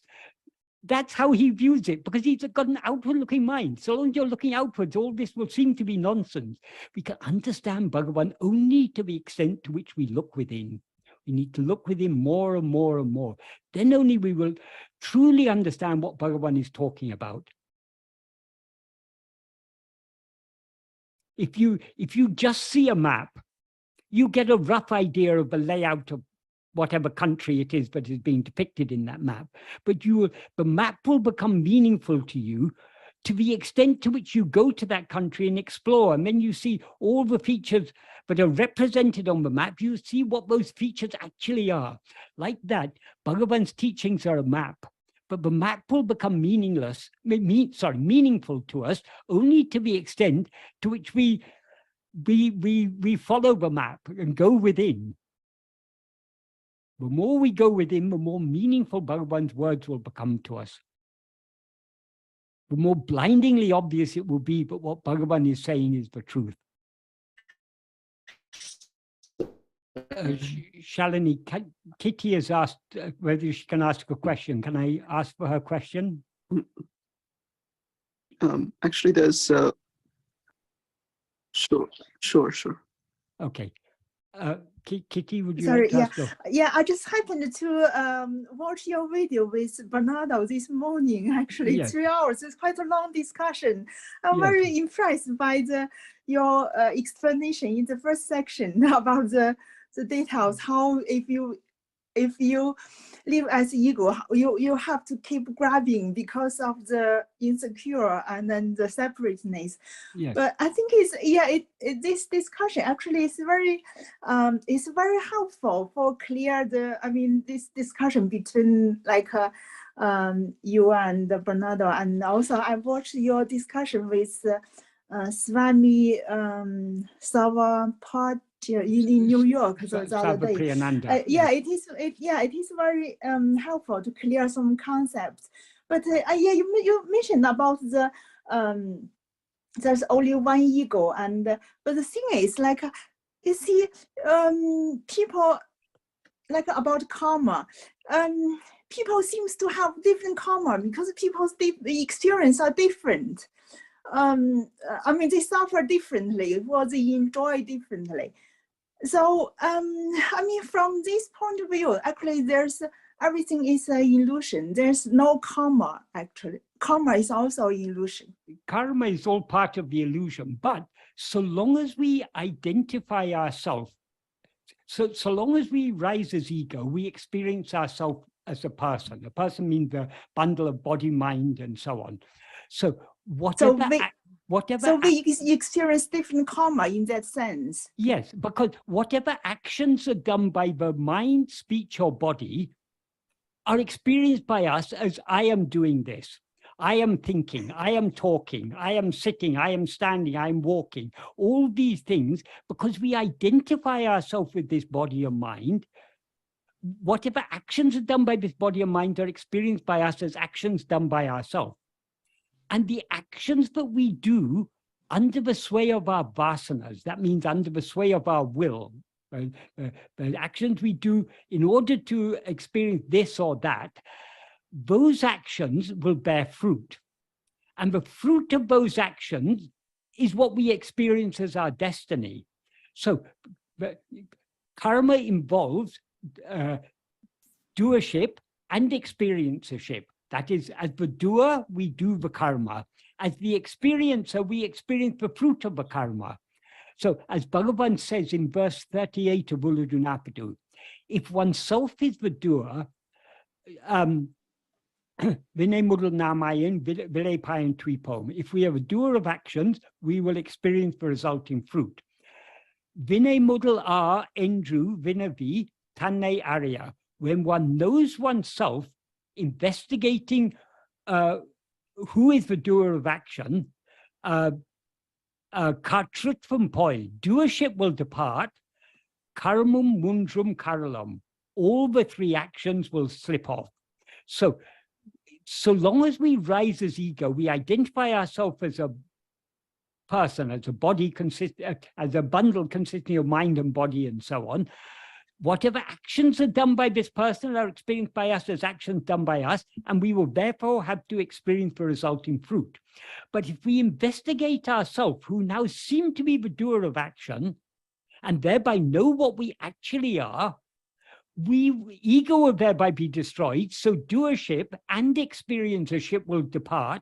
And without doership and experiencership, there can't be any karma. All the three karmas will cease to exist. So yes, as you say, karma is just an illusion.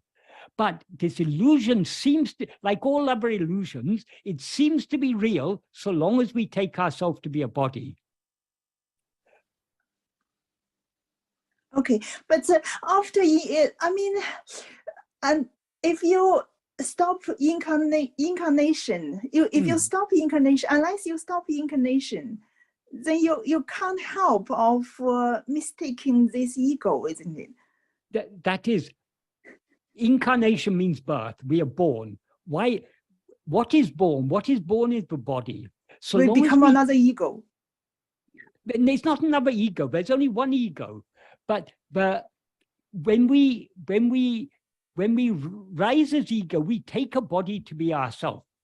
In a dream, as soon as you start dreaming, you experience yourself as a body. So the whole of our present life is just a dream.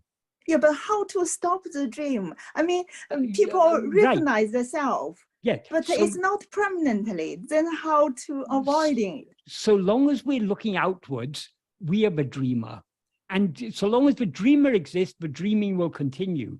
So the problem is, the root problem is the dreamer.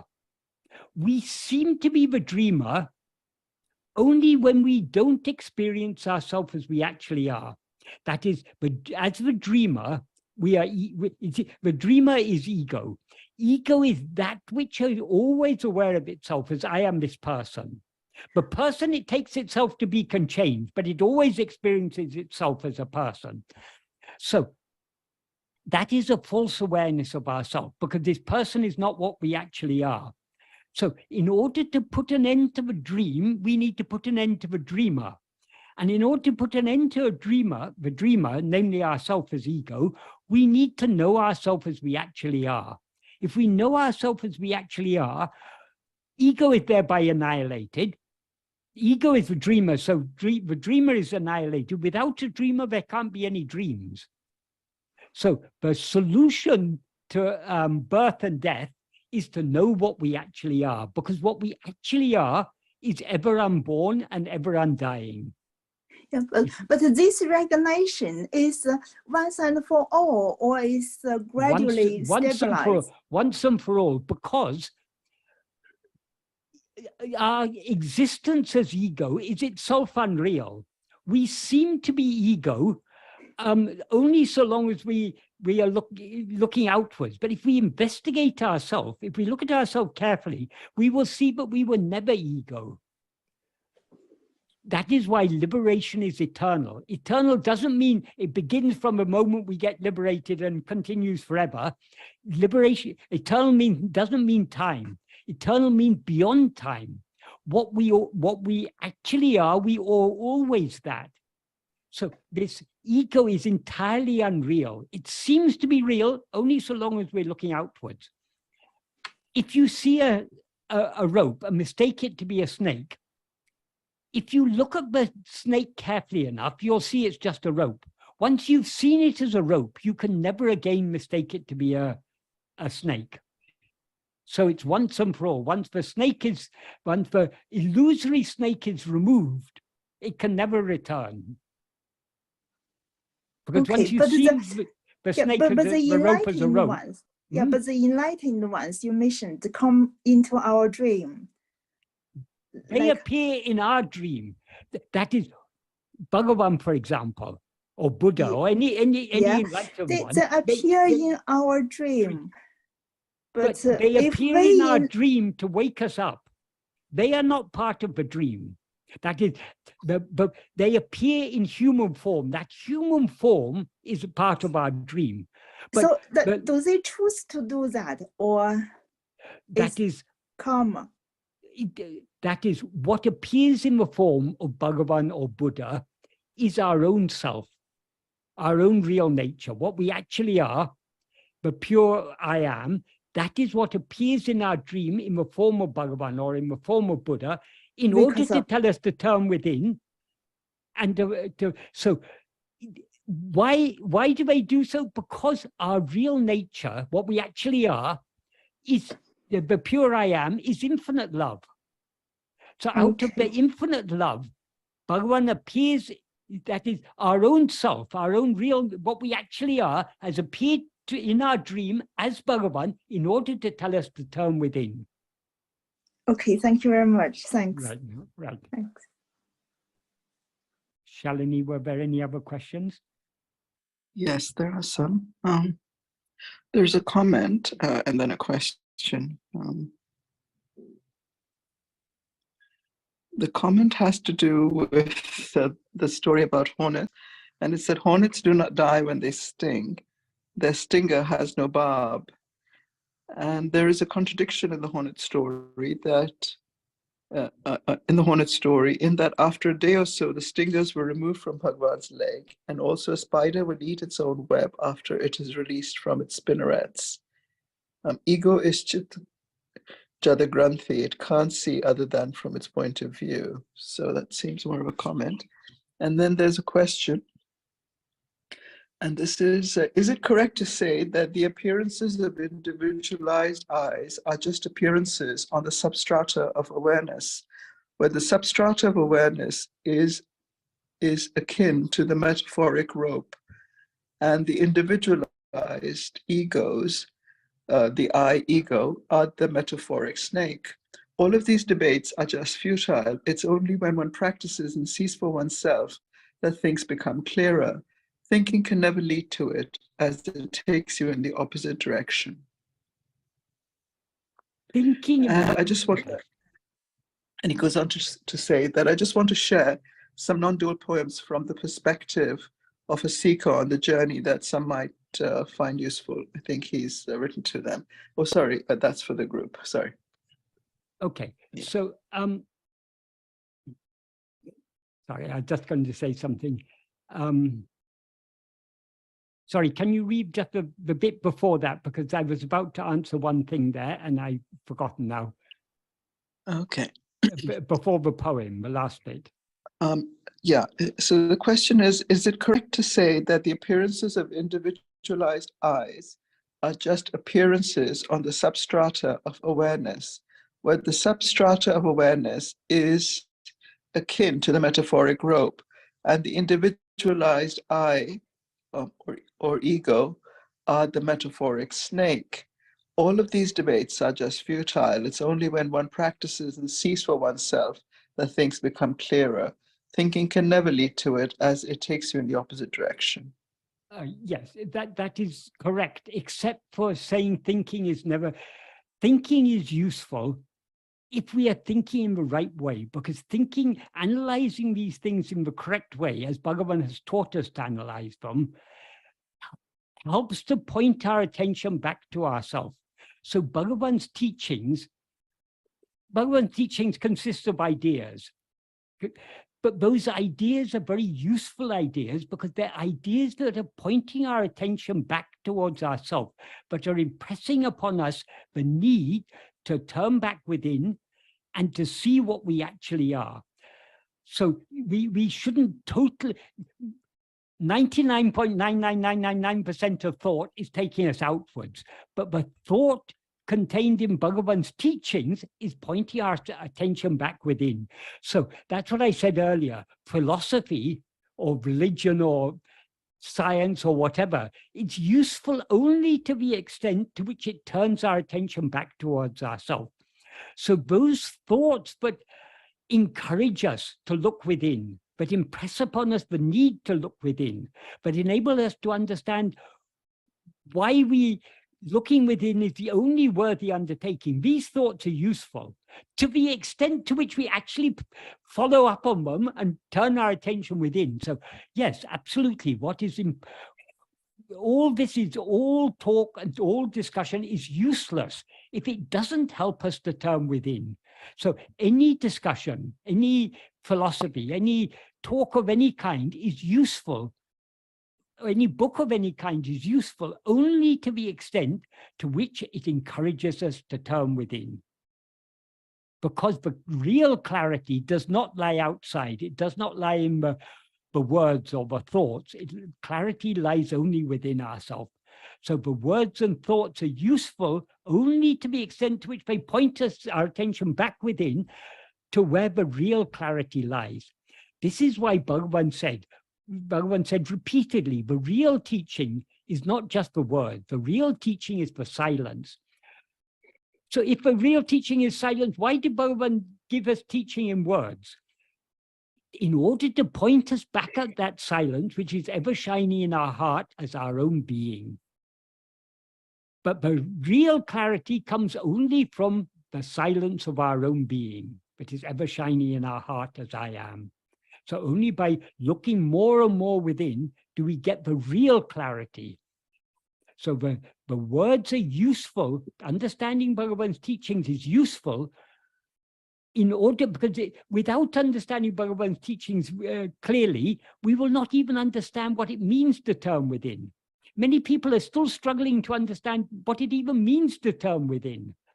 Well, one or two of the earlier questions illustrate that. People, what is so, one question I was asked earlier, but that person who asked about Nana, one part of their question, but I forgot to answer, is if we just still the mind, is that self-attentiveness? No, we still the mind every night when we fall asleep, but that is not self-attentiveness.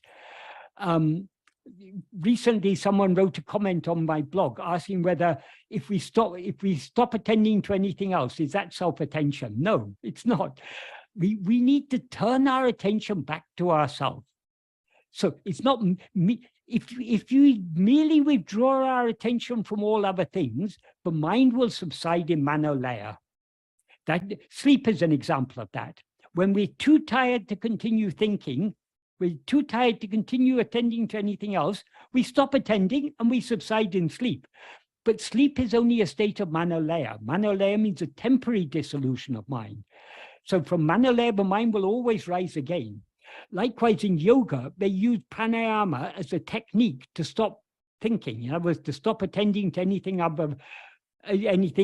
But that doesn't mean attending to oneself. So the yogis subside in nirvikalpa samadhi, which, as Bhagavan clarified, is just a state of manolaya.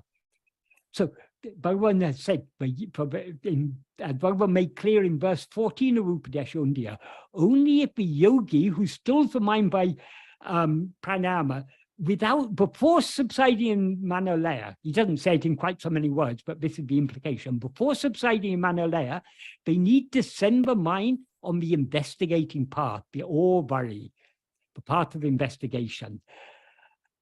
That means a path of self-investigation. In other words, they need to turn their attention within.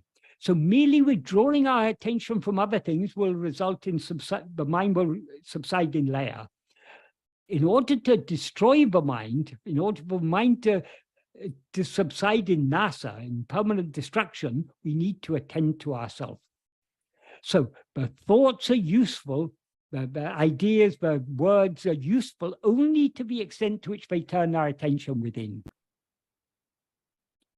So whenever our attention comes outwards, it's useful to dwell on the words, to think about what Bhagavan's taught us, because that encourages us to turn within more and more.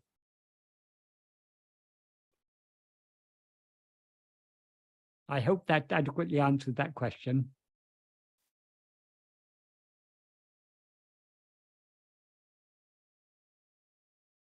I'll just add one more thing to that.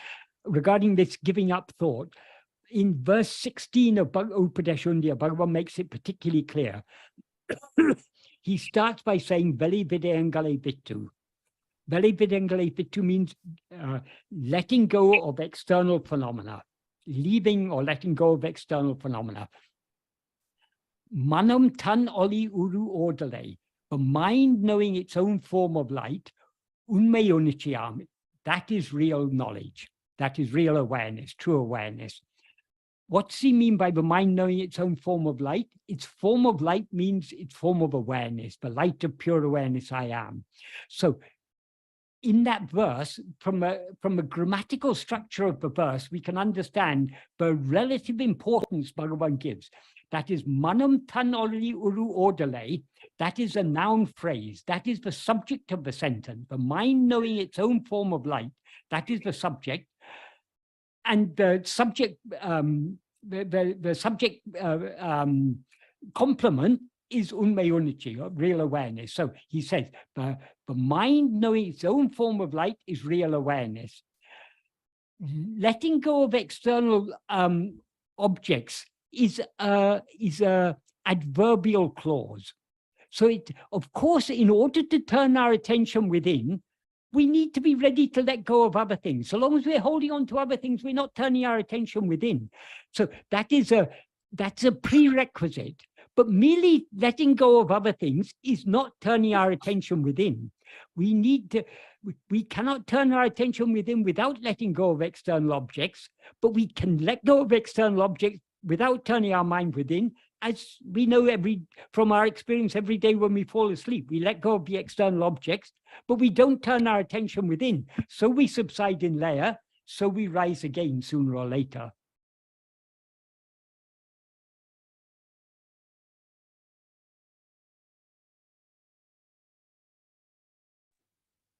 I think that's all the questions today. Okay, it's good timing. Actually, then there's a comment. Oh no, there is one, but it just come in. Okay. Oh, this is a question. It says that, Michael, I enjoyed your discussion with Bernardo Castro. Would you please tell us your thoughts on the conversation? Thank you so much. I think, you had... I think I've told my thoughts on it. I yes. mean, he's obviously a good person, a good, well-intentioned person, but this is something much deeper and subtler than anything he's come across before. So it was, for him, what I was saying seemed appalling because he wasn't understanding the subtlety and nuances of Bhagavan's teachings. So, yeah, whether he will get anything useful from it, whether he'll think about it afterwards and come to understand or not, that's no concern of ours. That's up to him. And I mean, Bhagavan is guiding everyone. So ultimately,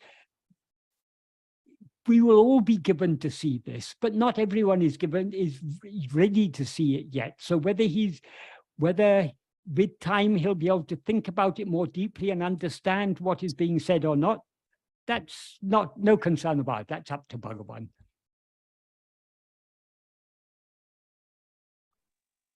Some people thought it was, but I shouldn't have engaged in such a discussion. It's useless to engage in such a discussion. But Bhagavan, all types of people came to Bhagavan. Bhagavan discussed these things with all types of people. Some people who were obstinately not willing to get it, Bhagavan would just keep quiet. But if people were curious to know more, Bhagavan would answer them. So there's no wrong in discussing these things. Perhaps I did wrong in expecting too much of him. I maybe took the topic too deep, and he was clearly out of his depth. So that's possibly wrong on my part. But anyway, things happen as they're meant to happen. So, yeah, that was my thoughts on it. It's these things have, I mean, we have all sorts of discussions with all sorts of people. And it's not only he who had, so many people who really want to follow Bhagavan's teachings have difficulty understanding this teaching, but there's only one ego. It's very difficult for people to understand because it's a very deep and subtle point. So I fully sympathize with the difficulty he had understanding it, and how for him it seemed to be something appalling because he was, from what I was saying, he was leading to, it made him infer, but I should therefore be totally heartless and unconcerned about others, because if I really believe that others are not sentient. But I tried to explain, but I was obviously not able to explain. That's why at the beginning of today's discussion, I went through the argument to try and break it down in a way to make it easier for people to understand if they want to approach it from a purely analytical and logical perspective.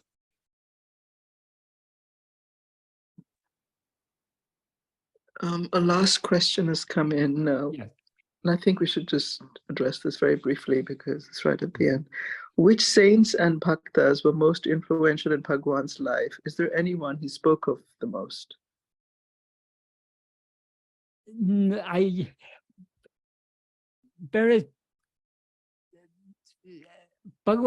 are certain saints whose literature Bhagavan often referred to, like Manika Vasika, Thai Manava. But we can't say Bhagavan is influenced by anyone. Bhagavan, I mean, it's clear from Bhagavan's story. At the age of 16, he spontaneously turned his attention within. Okay, before that time when that fear of death came and he turned his attention within, and that was the end of the story.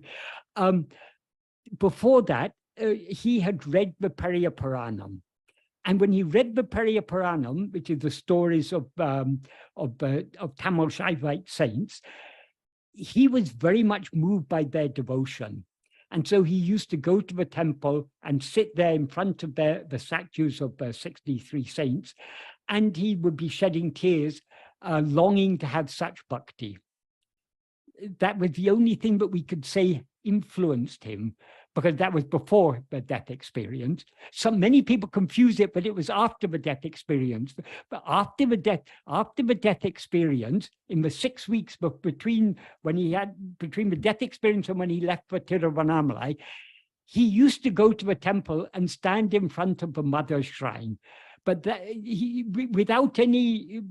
no prayer or anything. He just went and stood there.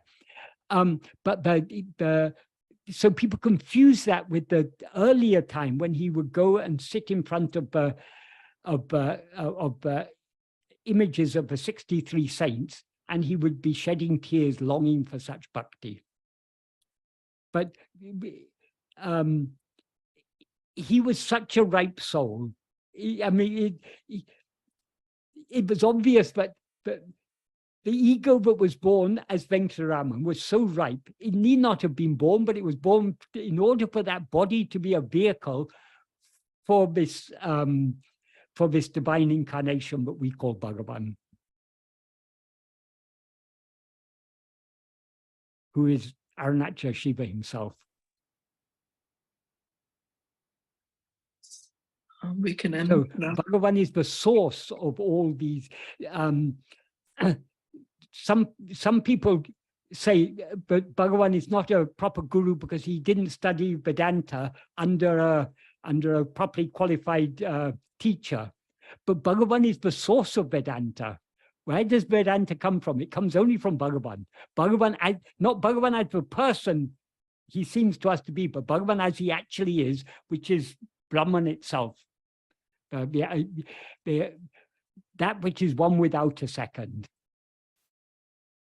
And that which is one without a second is never influenced by anything or anyone, because it is one without a second. There is no other.